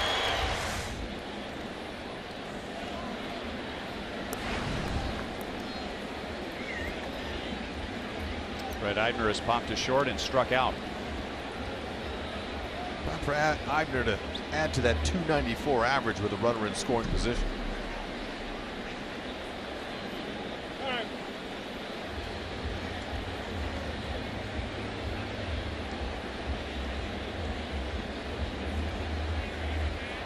While they chat, if you're a fan of the Royals and the Thunder, come out to Kauffman Stadium on Saturday, July 23rd. It's Oklahoma City Thunder night. You'll see current Thunder players and former KU Jayhawk Nick Collison. He'll throw out the first pitch. Royals.com/theme tickets. That includes the exclusive Royals themed Thunder baseball cap.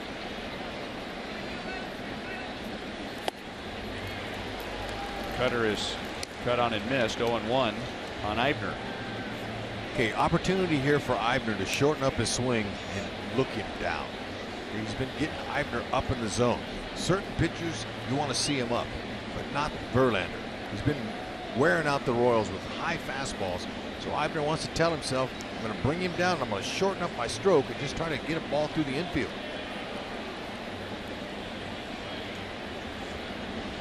Second meeting that Verlander and McCann have had with Eibner at the plate. Like it. He's in Verlander's head, just like Salvi is in his head.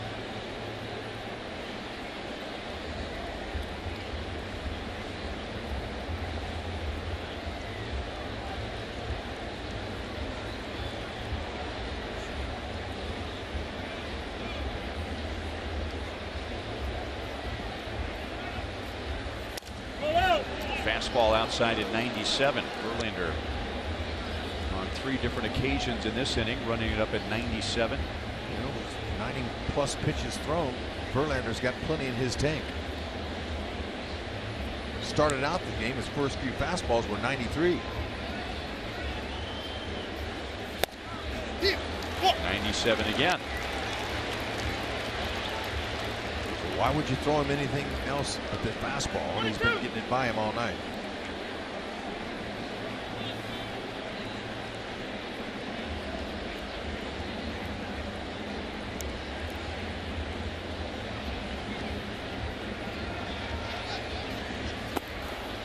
Two balls, 2 strikes.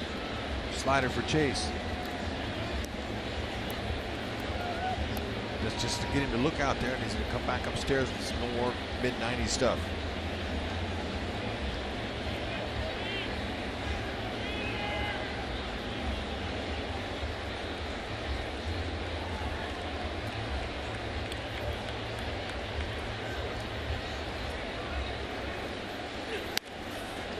.98, but nowhere near the strike zone. With 10 strikeouts tonight, Verlander has now struck out 10 or more 33 times in his career, but it's just the second time against the Royals. They're a tough team to strike out 10 or more times. 7 of the 10 tonight have been with a fastball. Cutter is hit in the air. Foul ground. Miguel Cabrera will bring it down. So misplay in right field. A throwing error. It all started with a leadoff walk, but you add it all up, and the Royals get 2 in the 6th to take the lead. That's right. Third time around on Verlander.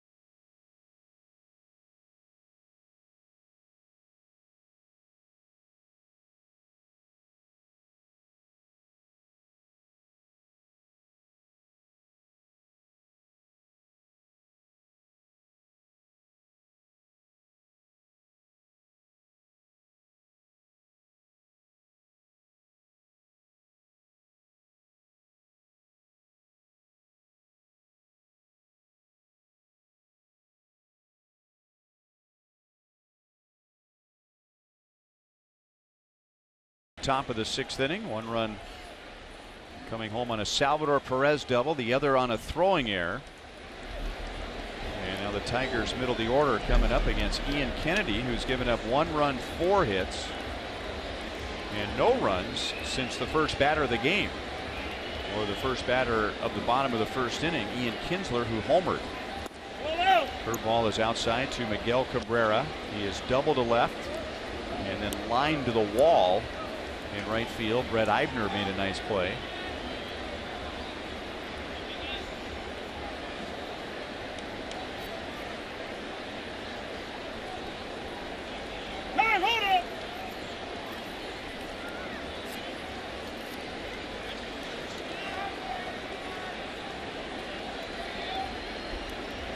Steven Moya never did get a good read on that high fly ball from Salvador Perez. Outside to Cabrera.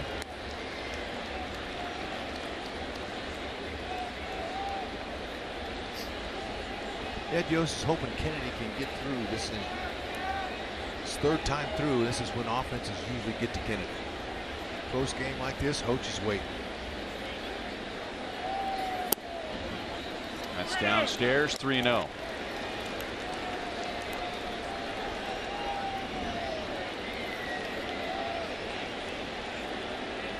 Kennedy has walked 1 in his first 5 innings. He has struck out 3.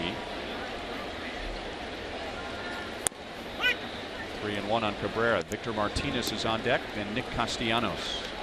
We saw in last at bat what Cabrera likes to do with those fastballs inside. He just stays inside with his hands and tries to go deep to right field.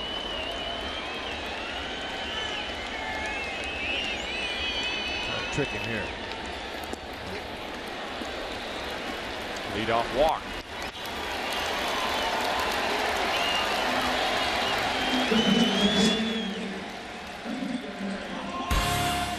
Ian Kennedy getting the ball from Ned Yost to start the second half of the season.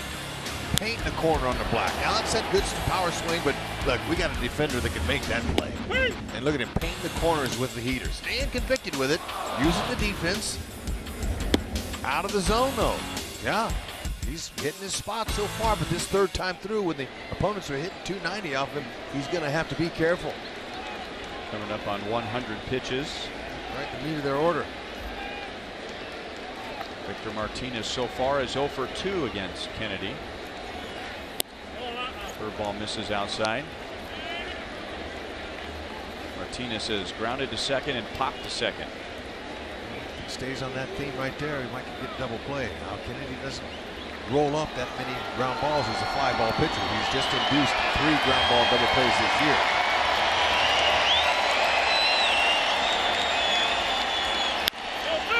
Two-0.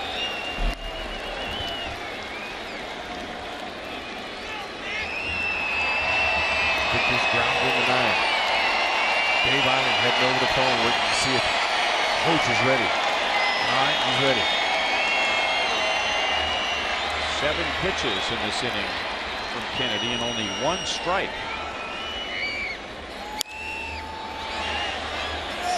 That will be backing out of play. It's that time of night where the rubbed up baseball blends in the twilight. Salvador Perez did not see that ball and he had no play. So for 10-15 minutes or so, anything in the air could be a challenge. No routine pop-ups and no routine fly balls.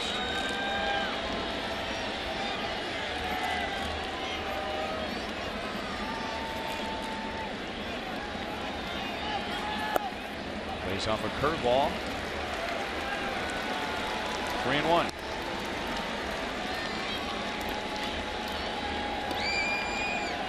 Kennedy and Salvi done a good job of navigating their way through the powerful Tigers lineup.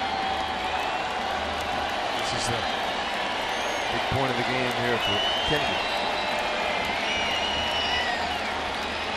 Merrifield way over in the hole on Victor. Stay with it. Shallow left center. Dyson sees it. He makes the play. So a 3-1 pitch to Victor Martinez is popped into shallow center. And Ned Yost says that's enough. I agree with Ned. Kennedy's right at 100 pitches. He's got a fresh bullpen. And Kennedy was having some difficulty throwing strikes here in the bottom of the 6th inning. Ned got the best out of him. Good job by Ian Kennedy. Heck yeah. Again, only one solo home run on the 2nd pitch of the game. Good job. Luke Hochevar with 1 on 1 out is a Chevy call to the bullpen.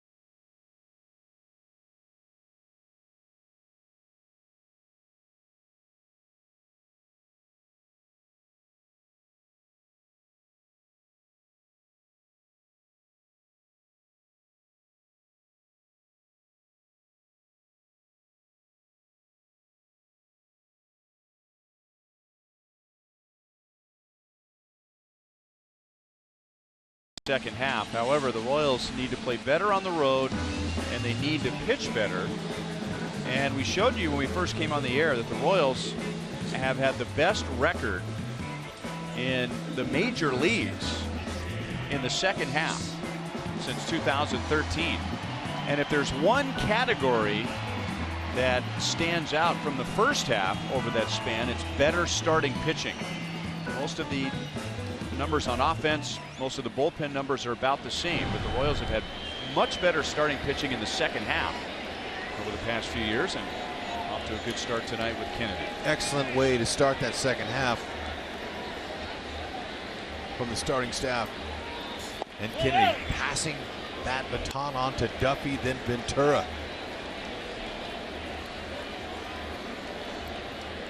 5 1/3 innings. 1 run, 4 hits. Kennedy's still responsible for Cabrera at first base as Hochevar pitches to Castellanos. That'll be out of play. 1-1. Castellanos scares me a little bit with that inside-out swing he has. This young man, he's having a good season this year. He can rake. He's hitting .302, 17 homers, 51 stakes driven in. And he stays inside the ball. Rarely does he pull the ball. He's a lot like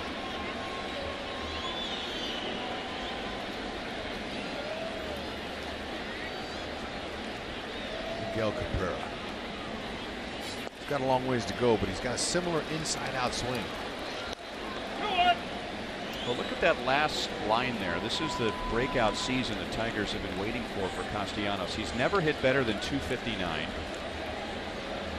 He's never hit more than 15 home runs. He's already passed that. And he's never driven in more than 73, and he already has 51. So he is on pace to just shatter previous career highs.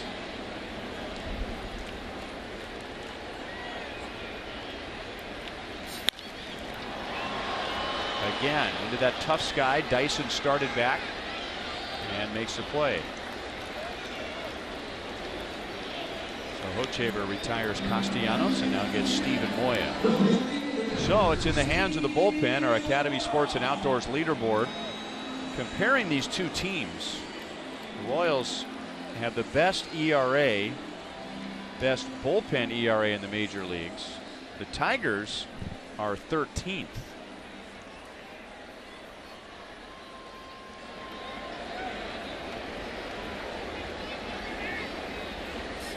Moya takes a breaking ball for a strike. There's nobody warming up in the Tiger bullpen yet. So we'll see Verlander back out in the top of the 7th inning. And the Tigers bullpen in particular has had a terrible time this year against the Royals. The Royals have just battered the Tigers relievers. Outside to Moya, 1 ball, 1 strike. Verlander, it's his game. Poach going with curveballs to Moya. Moya, he wants to make up for that misplay in right. Cutter, 4-seam fastball. 1-2. Beauty, good spot. Keep it away from him. 1-2.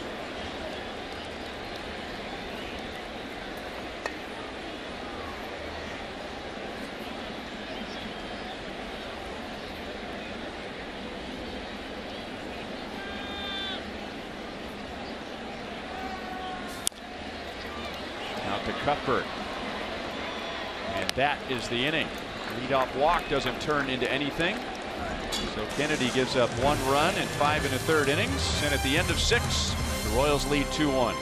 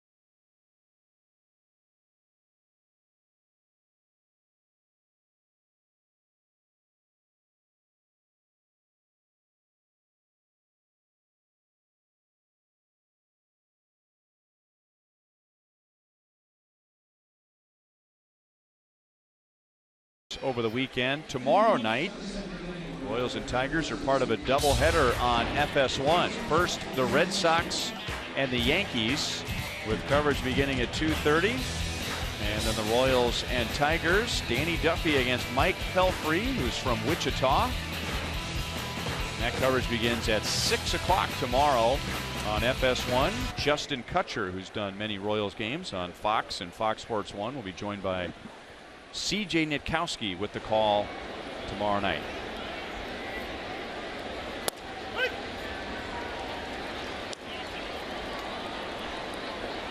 Verlander starts off Escobar with a big curve. Sometimes if you throw it for a strike, they'll throw it again.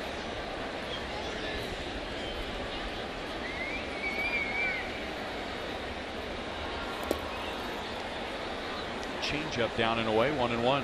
Escobar singled in the 5th inning, grounded out to second in the 3rd. Royals only had 2 hits in the first 5 innings against Verlander, and he struck out 9 in the first 5 innings. But after a leadoff walk in the 6th inning, the Royals scored 2. Hosmer walked, Morales singled, and Salvador Perez on an 0-2 pitch hit a fly ball to the warning track in right field, which was misplayed by Steven Moya, and that scored 1 run. And then Ian Kinsler on the same play had a throwing error, and that scored the 2nd run. 2-2 on Escobar.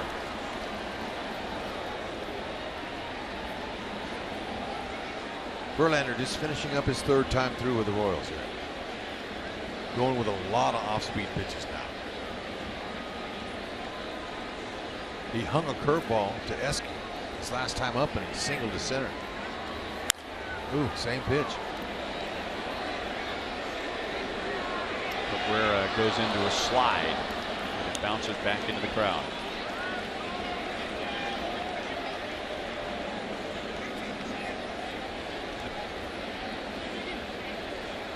Sixth inning, the Royals made him expend 22 pitches. That's when they got their 2 runs. Now Ausmus has a right-hander up in his bullpen.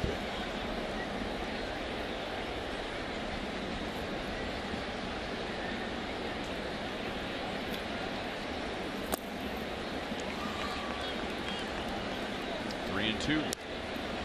Shane Green just begins to warm up.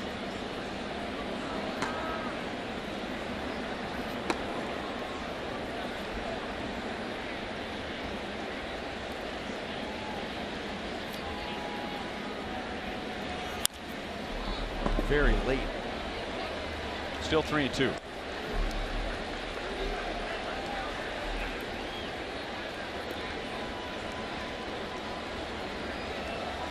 Final game before the All-Star break. Alcides Escobar lost an impressive streak. He had reached base in 25 consecutive games, which was a career high, and was the longest active streak in the major leagues.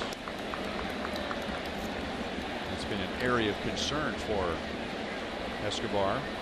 It's a topic that comes up quite a bit, especially when he's leading off for the Royals. His on-base percentage,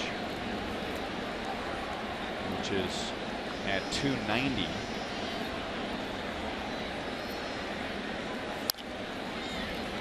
Out to Iglesias. 1 away in the 7th inning. Follow the Royals live on your phone and tablet with MLB.com at bat. Stay up to the moment with game day, video highlights, StatCast, bilingual access, split views, radio broadcast, news, and more. Blackout and other restrictions apply. Download MLB.com at bat, the #1 app for live Royals baseball on your phone and tablet. Dyson hits it well to left field. Collins is back and makes a play. Dyson is 1 for 3 tonight.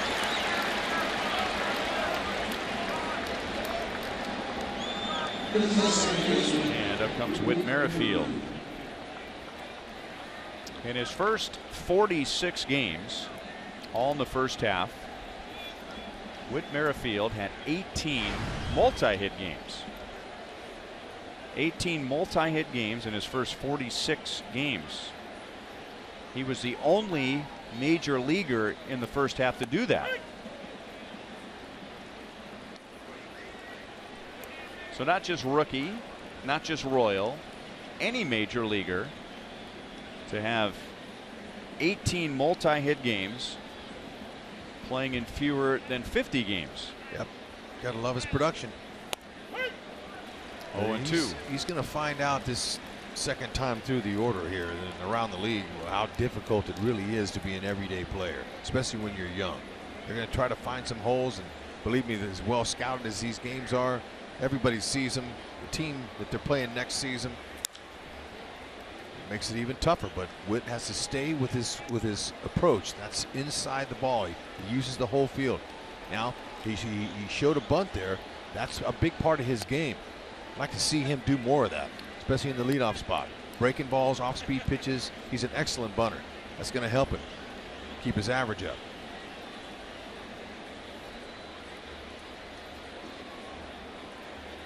He's only walked 7 times, so he's not really an eyeball type of hitter. He's not gonna.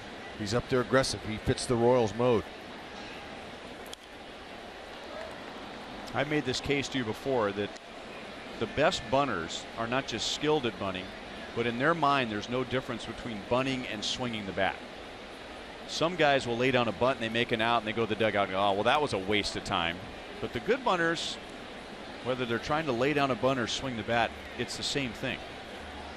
So a couple of guys, a guy will on more than one occasion try and lay down a bunt. He's out and it doesn't work. And then he puts it on the shelf for a long time.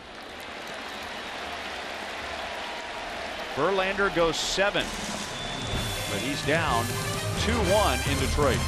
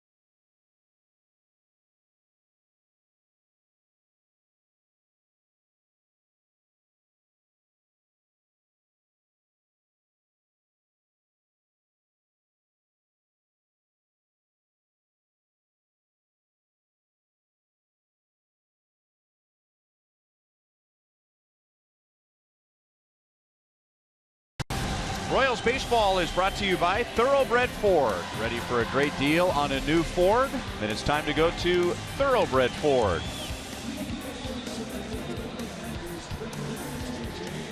Nice, refreshing night in Detroit. And especially for July 15th, temperatures in the low 70s. Luke Hochevar got the final 2 outs of the 6th. He'll stay on for the lower third of the order. James McCann, Tyler Collins, and Jose Iglesias.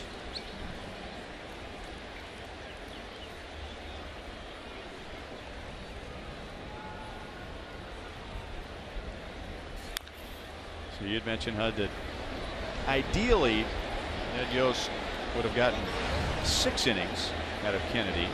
That's what he wanted. And then you go Hochevar, Soria, and Herrera. The Royals expect to get Wade Davis back tomorrow. But if Hochevar gets through the 7th inning, then he's back on plan again with Soria and Herrera. McCann is 0 for 2. 1 ball, 1 strike. Well, if Hoch can get him in order here, this is the bottom third, Soria will come up and face the meat of the order. So it'll be quite a test for him.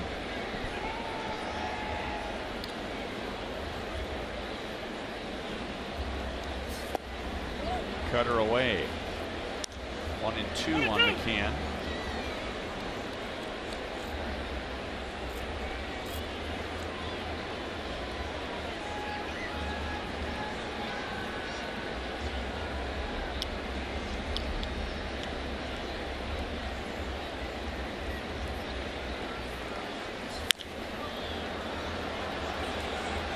Merrifield wants it. And there's 1 down. Hochevar inherited a runner when he came on in the 6th inning. And Ned Yost has been able to give him more clean innings. But in the first 2 months, he was the Royals fireman. When there was a problem in the 6th, 7th, or 8th inning, runners on base, and he needed to make a change, Hochevar was his man. And Hochevar had the 2nd best percentage of stranding inherited runners in the American League. So he took to that role very smoothly. He inherited 27 runners in the first half and stranded 23 of the 27. He's only had one hiccup. It was in Toronto. Yeah, and you can almost excuse that one because he came on with the bases loaded, nobody out. I mean, no room for error. Nobody gets out of that in their house. But to your point, he only allowed 4 inherited runners to score. 3 were in one game. Collins has popped to second and fouled out to the catcher. 2-1. This Hochevar, he's staying away from Collins.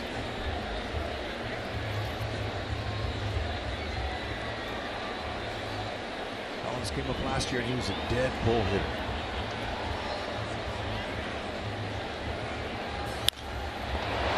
That's pulled. It's deep, and it's gone.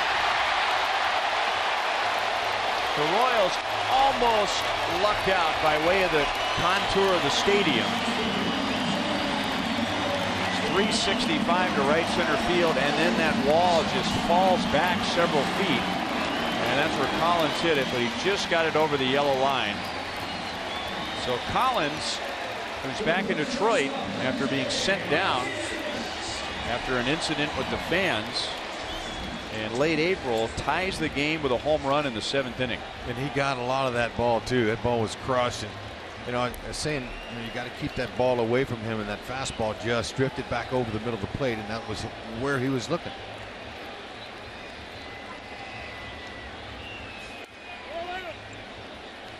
Ball 1-2, Iglesias.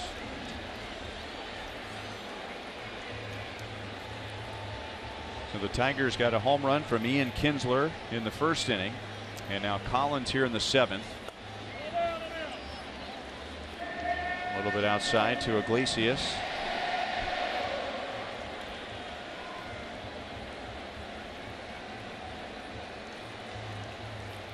Iglesias has an infield single, and he's reached on an error.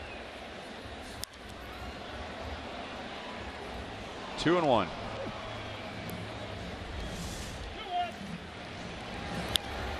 Top of the strike zone, fastball. Hochevar give up his 5th homer. And it cleared the fence by a couple feet.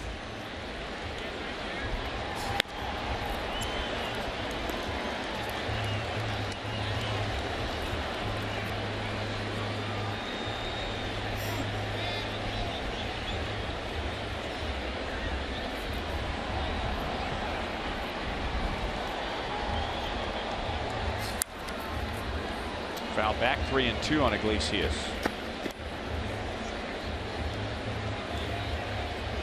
And it's the 71st home run allowed by a Royals pitcher on the road. No other American League team has allowed that many home runs on the road this year. Out of 5 homers Hoch has given up, they've all been to righties. That was the first left. Iglesias is on with a 1-out single.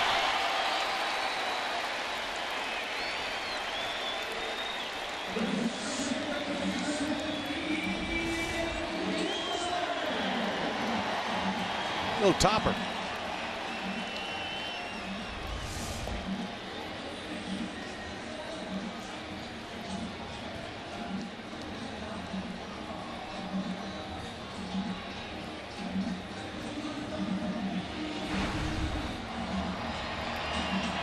Kinsler on the 2nd pitch thrown by Ian Kennedy, homer to left field, and Kennedy got him on a ground ball to short, and then a big strikeout in the 5th inning. That was with a runner at second base and 1 out.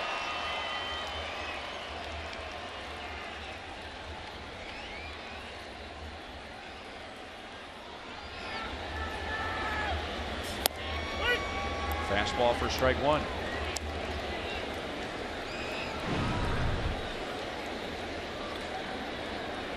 Like to see those numbers. Hope it stays the same.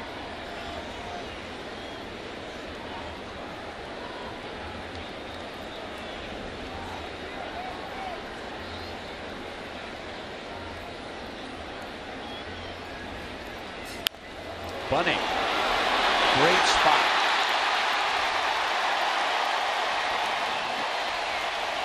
That's the last thing they expected from Kinsler.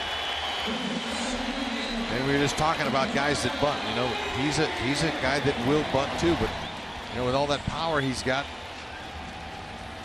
17th home run he hit in his first at bat, and that was well placed. It wasn't down the line, but it was hard enough to get by Hoach. They couldn't get it out. So Ned Yost asked Hochevar to come on and rescue Ian Kennedy, and now he's going to ask Joakim Soria to come on and rescue Hochevar. Chevy called to the bullpen. Soria comes on with 2 on, 1 out, bottom of the 7th inning.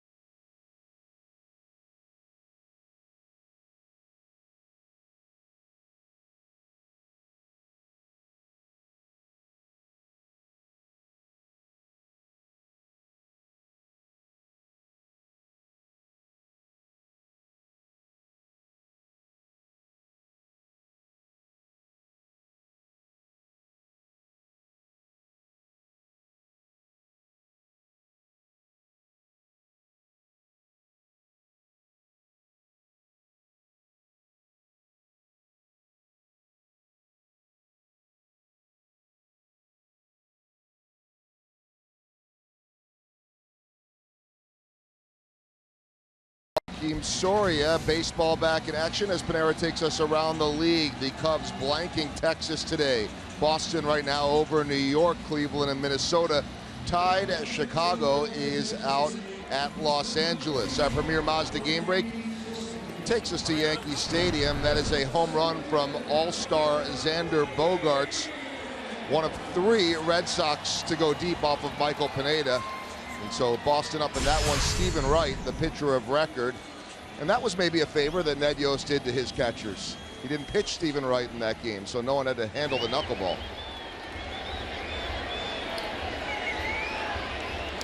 All right, Joakim Soria with 2 on, 1 out, facing Cameron Maybin.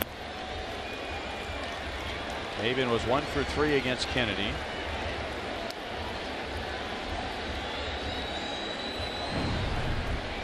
Here's Soria's numbers from the first half.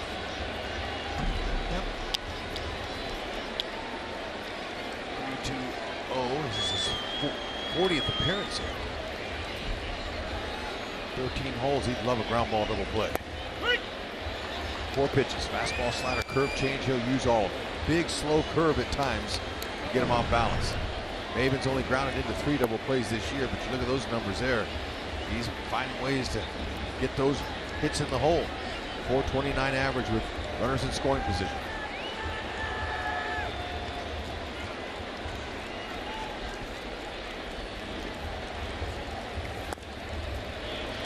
Two and 1 on Maybin.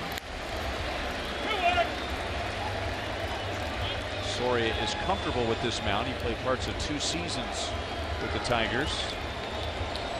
2014 traded from the Rangers to the Tigers. Started last year with Detroit and then was traded to Pittsburgh.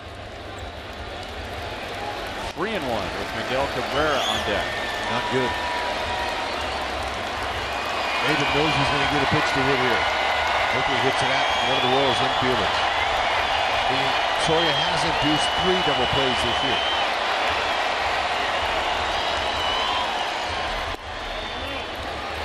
All 4, bases loaded, 1 out. Boy, what a take that was. I'm for sure he'd be in swing mode. 3-1.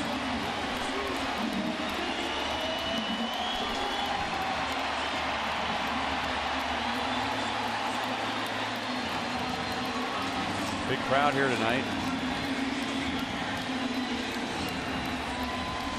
Standing and hoping for the best with Miguel Cabrera at the plate. 0 for 8 so far this year with 4 strikeouts, but in his career, and it's a long career, he's hit .378 with the bases full. I'd love to see him ground into his 13th double play. Down and away, ball 1. 1 for 2 tonight with a walk. He doubled against Kennedy in the first inning. Line to the wall in right field. In the third, Eibner made the play and then walked in the 6th.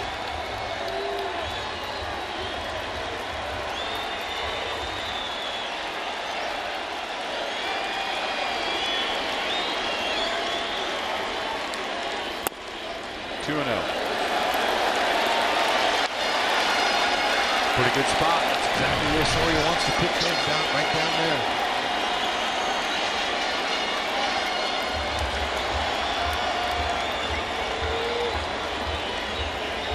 Loves to stay inside of that baseball again. Double play situation.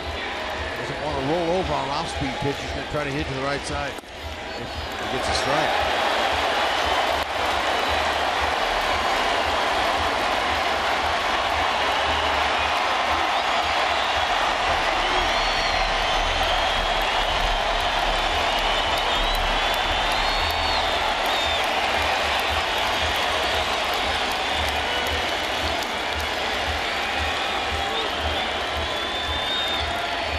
Down if he's swinging. 3-1. The pressure's still on Soria. He knows that. He's figured it out. This guy's been a great hitter in his entire career. When the base is loaded, he knows the pressure's not on him. We hope that he hits it at somebody. That might have been ball 4. Good spot though, right down low. See how he stayed inside and tried to hit that ball to right field. Couldn't quite get in, get his hands through.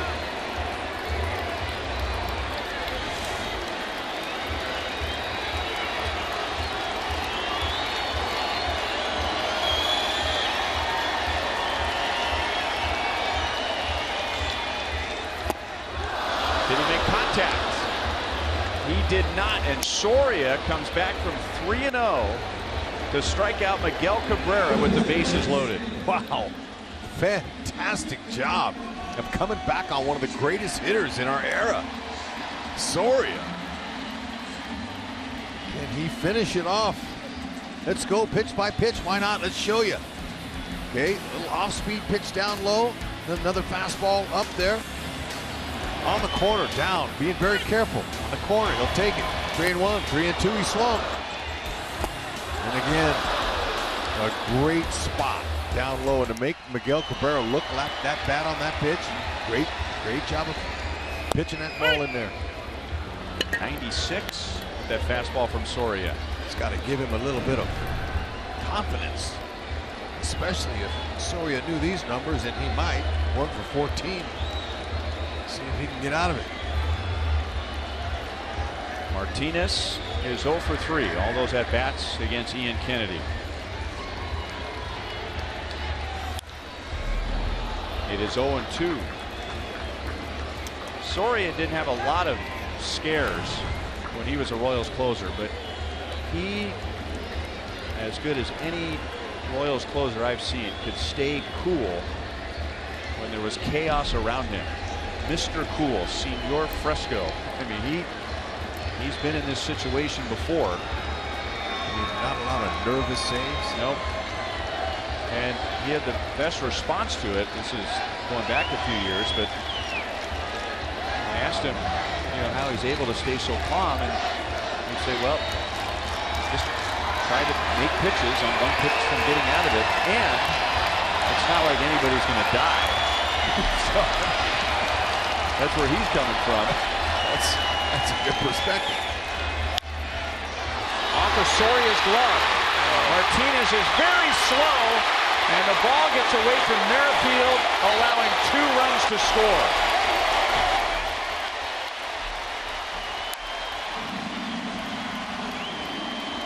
Well, Nobody died, but that's a dagger to the heart for the Royals. You get a weakly hit ground ball from Victor Martinez, who might be the slowest runner in the American League, and he might be injured. But it's off of Soria's glove, and this time the shift hurts the Royals. Well, if you look where Merrifield was playing, he wasn't going to get to it. Escobar had the only shot at that ground ball, and it would have been a tester for Escobar. But look at Kinsler coming. He was scoring all the way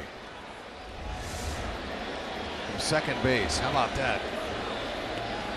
A 2-run infield single is how they're going to score it.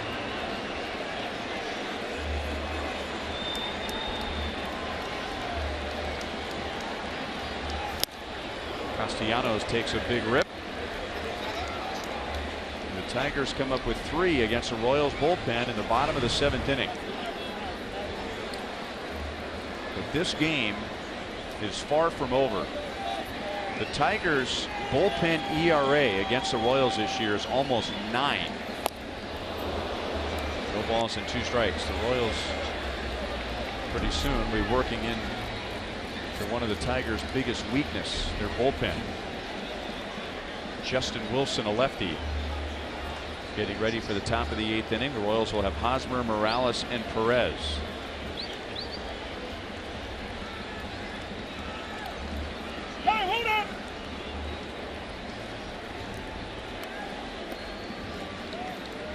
Soria makes that play, they're out of the inning.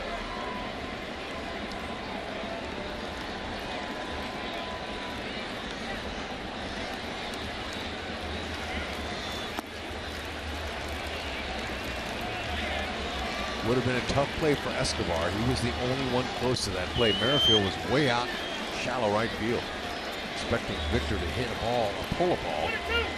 And you know, I think, for sure Soria made a good pitch there. Anytime you can get a hitter of his caliber not to barrel that ball, that was well placed. Hold to Cuthbert. He'll go the long way to first base and take care of Castellanos. Collins homers, and Victor Martinez has a 2-out, 2-run infield single, and the Tigers lead by 2.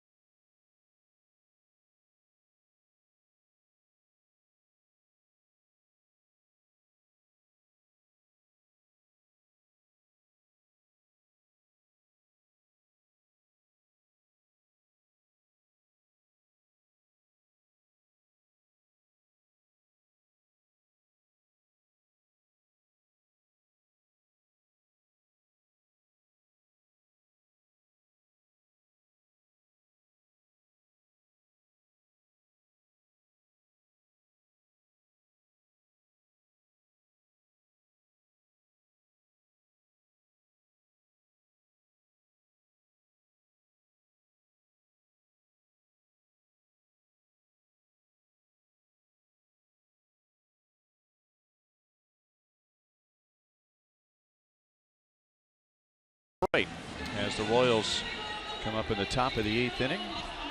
Tonight's copyrighted telecast is presented by authority of the Kansas City Royals. They may not be reproduced or retransmitted in any form, and the accounts and descriptions of this game may not be disseminated without the express written consent of the Kansas City Royals Baseball Club.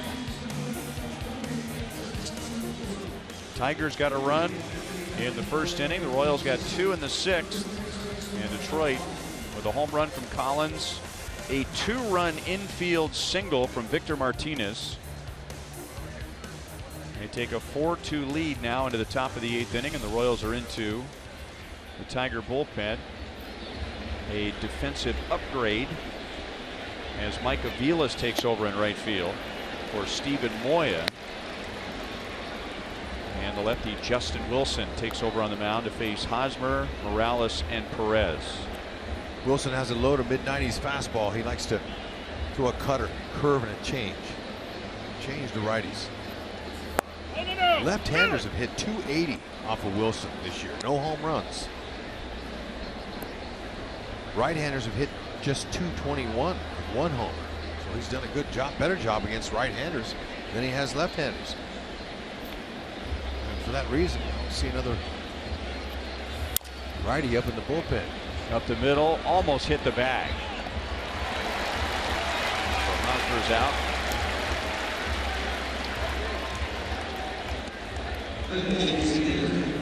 One away. So Justin Wilson, he's not just coming in for Hosmer, the lefty. See overall ERA 3.51, his 38th appearance. Just giving up 1 home run. That was to a righty. Just mentioned it.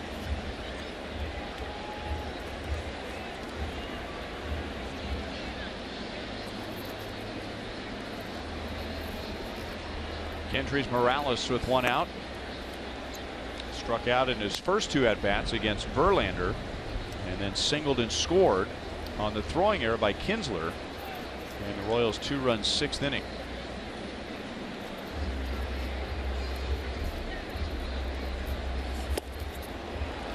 .96 miles an hour. 1 ball, 1 strike. So the Tiger bullpen against the Royals this year has an 8.87 ERA. Royals are 5-2 so far against the Tigers this year. All those games played at Kauffman Stadium.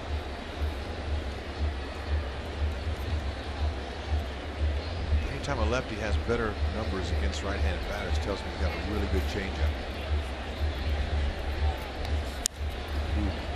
He's left a couple heaters in there for Morales. He's missed them.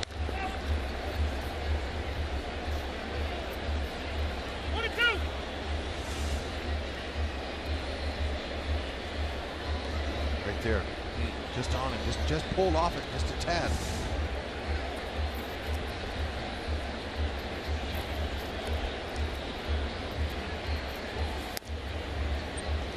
Two and two.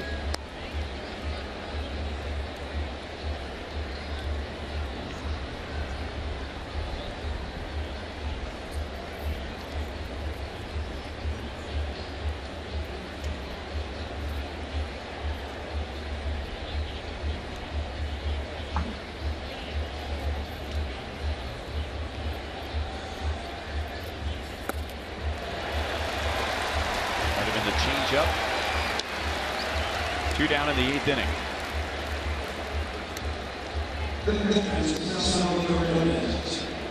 Good spot by Justin Wilson. For all those fastballs up and Morales swinging out of his shoes. I mean, he's swinging hard. Then he puts the little wrinkle on it. Got him. He's from your neck of the woods. He's a Fresno State Bulldog. Justin Wilson. Really? Yeah. Fastball strike. He was the winning pitcher in the 2008 College World Series championship game against Georgia. In their only championship, the Bulldogs won.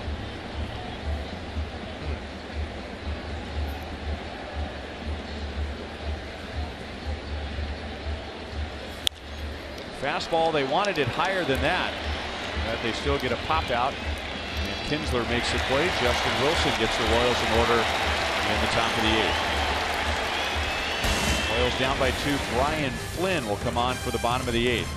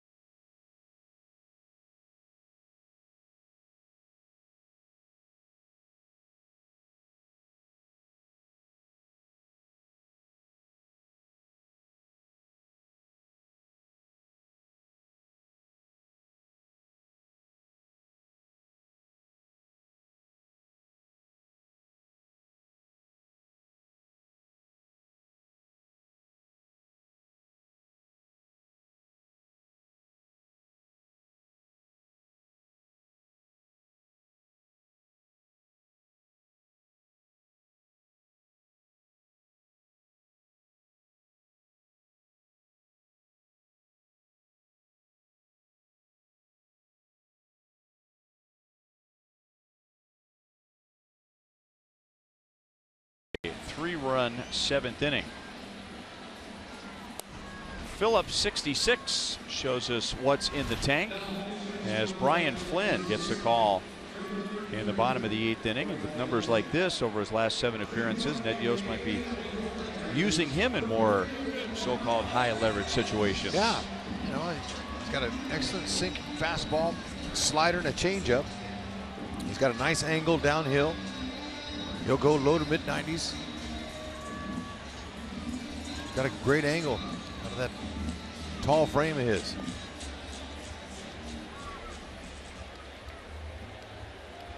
Mike Aviles, who took over in right field in the top of the 8th inning, will lead off.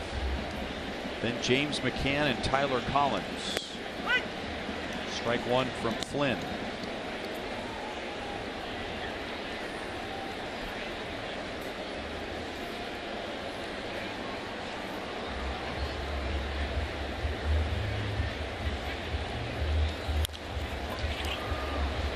Out to Merrifield, 1 down.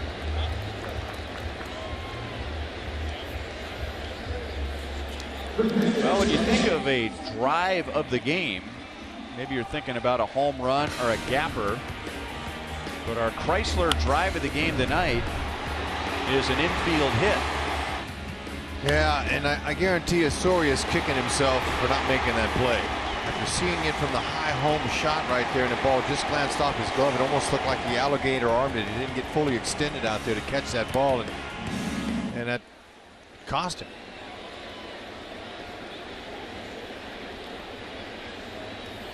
Because I know pitchers, when they come in the situations, they look around and they know where the defense is playing. Merrifield was way out in right field. There's no chance for any ball hit right there to be caught unless he doesn't glove it. And then Escobar would have had to make a heck of a play to come and get that.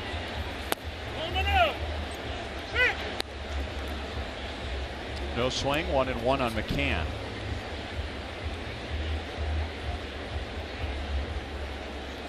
Francisco Rodriguez gets ready for the 9th inning with Gordon, Cuthbert, and Eibner coming up for the Royals. 1-2 on McCann. 1-2. Brian Flynn is from Oklahoma. He went to Wichita State and was drafted by the Tigers. 7th round pick in 2011. And then traded to the Marlins in a deal that included Omar Infante. Tigers sent some prospects to the Miami Marlins. Jacob Turner, one of the Tigers' top pitching prospects at the time, Brian Flynn, and Rob Brantley for Omar Infante and Anibal Sanchez. And then the Royals, a couple years later, got Brian Flynn for Aaron Crow, who never pitched a game for the Marlins. He had Tommy John surgery, which wiped out all of last year. Aaron is now in the Cubs system.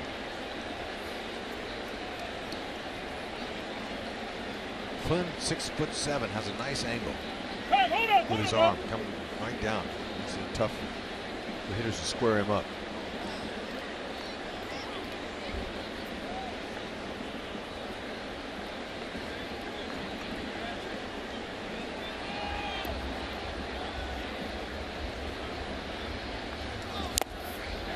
Foul tip and a strikeout.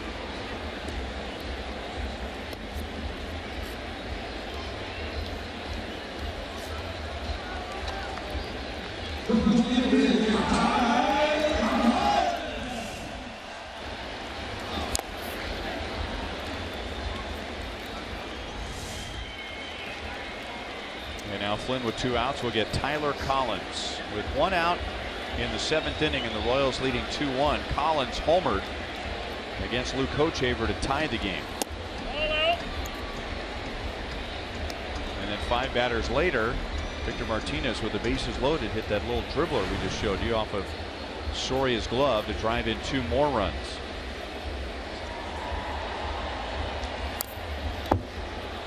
One and one on Collins. You know, that was the one pitch he was looking for. He was sitting on fastball and he got it up, elevated. Coach wanted to get it away like the other pitches. 2 previous pitches to Collins were off the plate and out of pull range.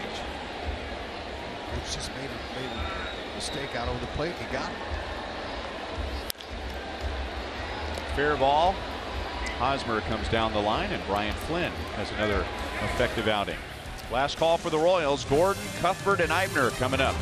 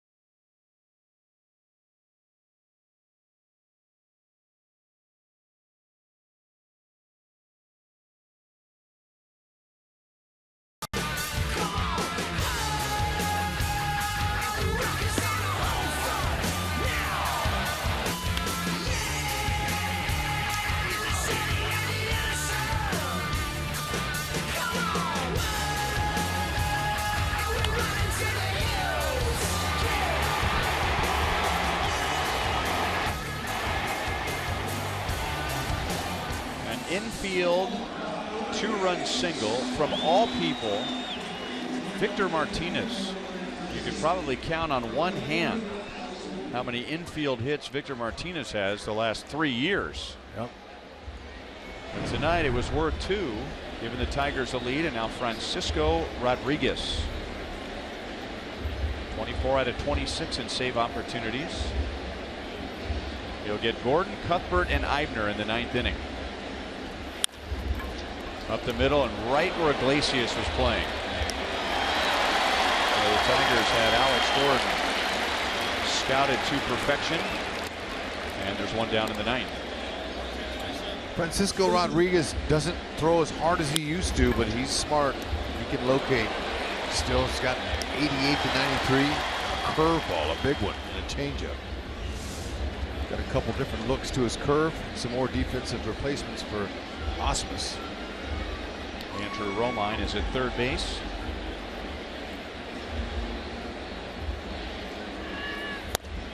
Fastball strike to Cuthbert. Tough night for Chesler, who had an excellent first half. He has committed 2 errors at third base, and he's 0 for 3 at the plate with a couple of strikeouts. Down to the count, no balls, 2 strikes.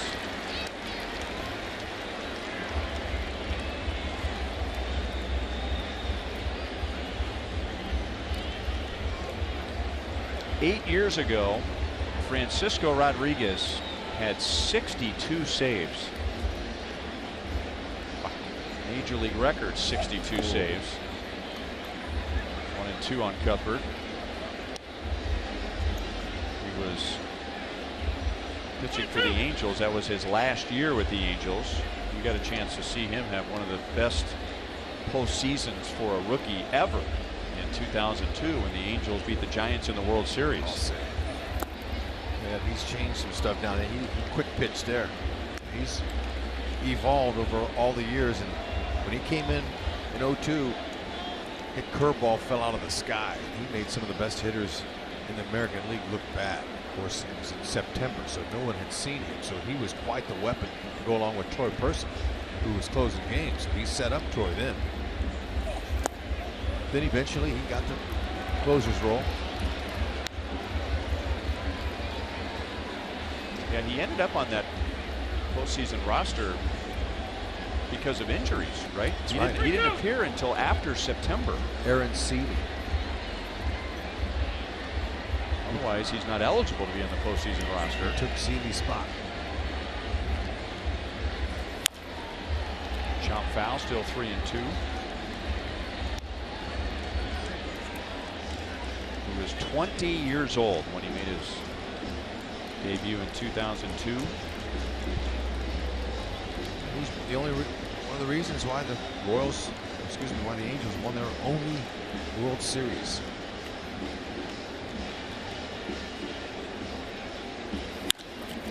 On the ground, base hit left field. Cuthbert is on with 1 out.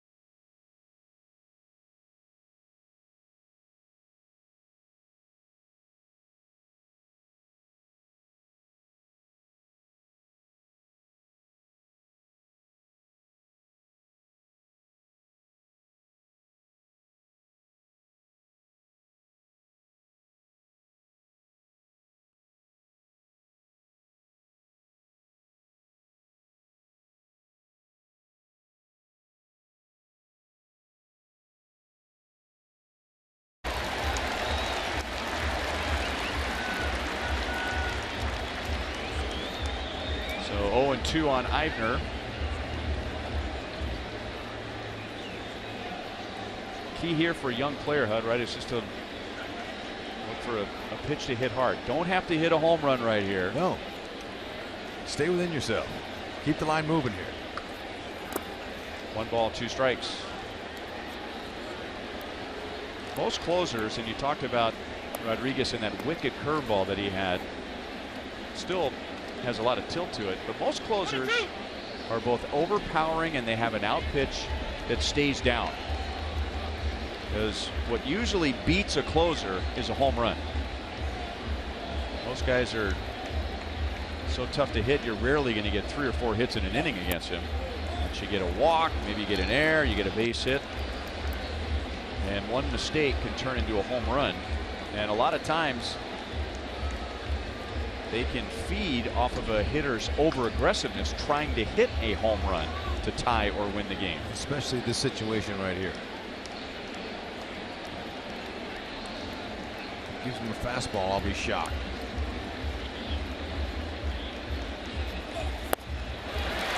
Changeup. Going to try to trick a young hitter. He knows what Eibner's wanting to do there, so his smarts and his stuff, he's not overpowering like you mentioned, won that one out. Great start. I mean, it looked like it was going to be belt high. Bottom fell out. Coming up after the game, Boulevard Royals Live with Joel and Monty. Hitters would much rather face closers than threw hard. That way it eliminates all the thinking. You can go up there and just try to catch their pitch. And when you face a guy like Frankie Rodriguez, you never know what's coming, and it's not straight.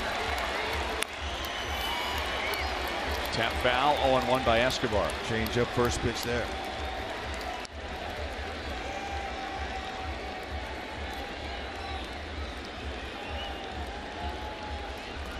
$37,447 are here tonight.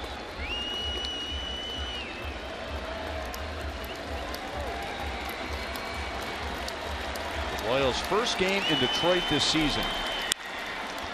Into right field. Mike Aviles is there, and Detroit, with a 3-run bottom of the 7th inning, takes game 1.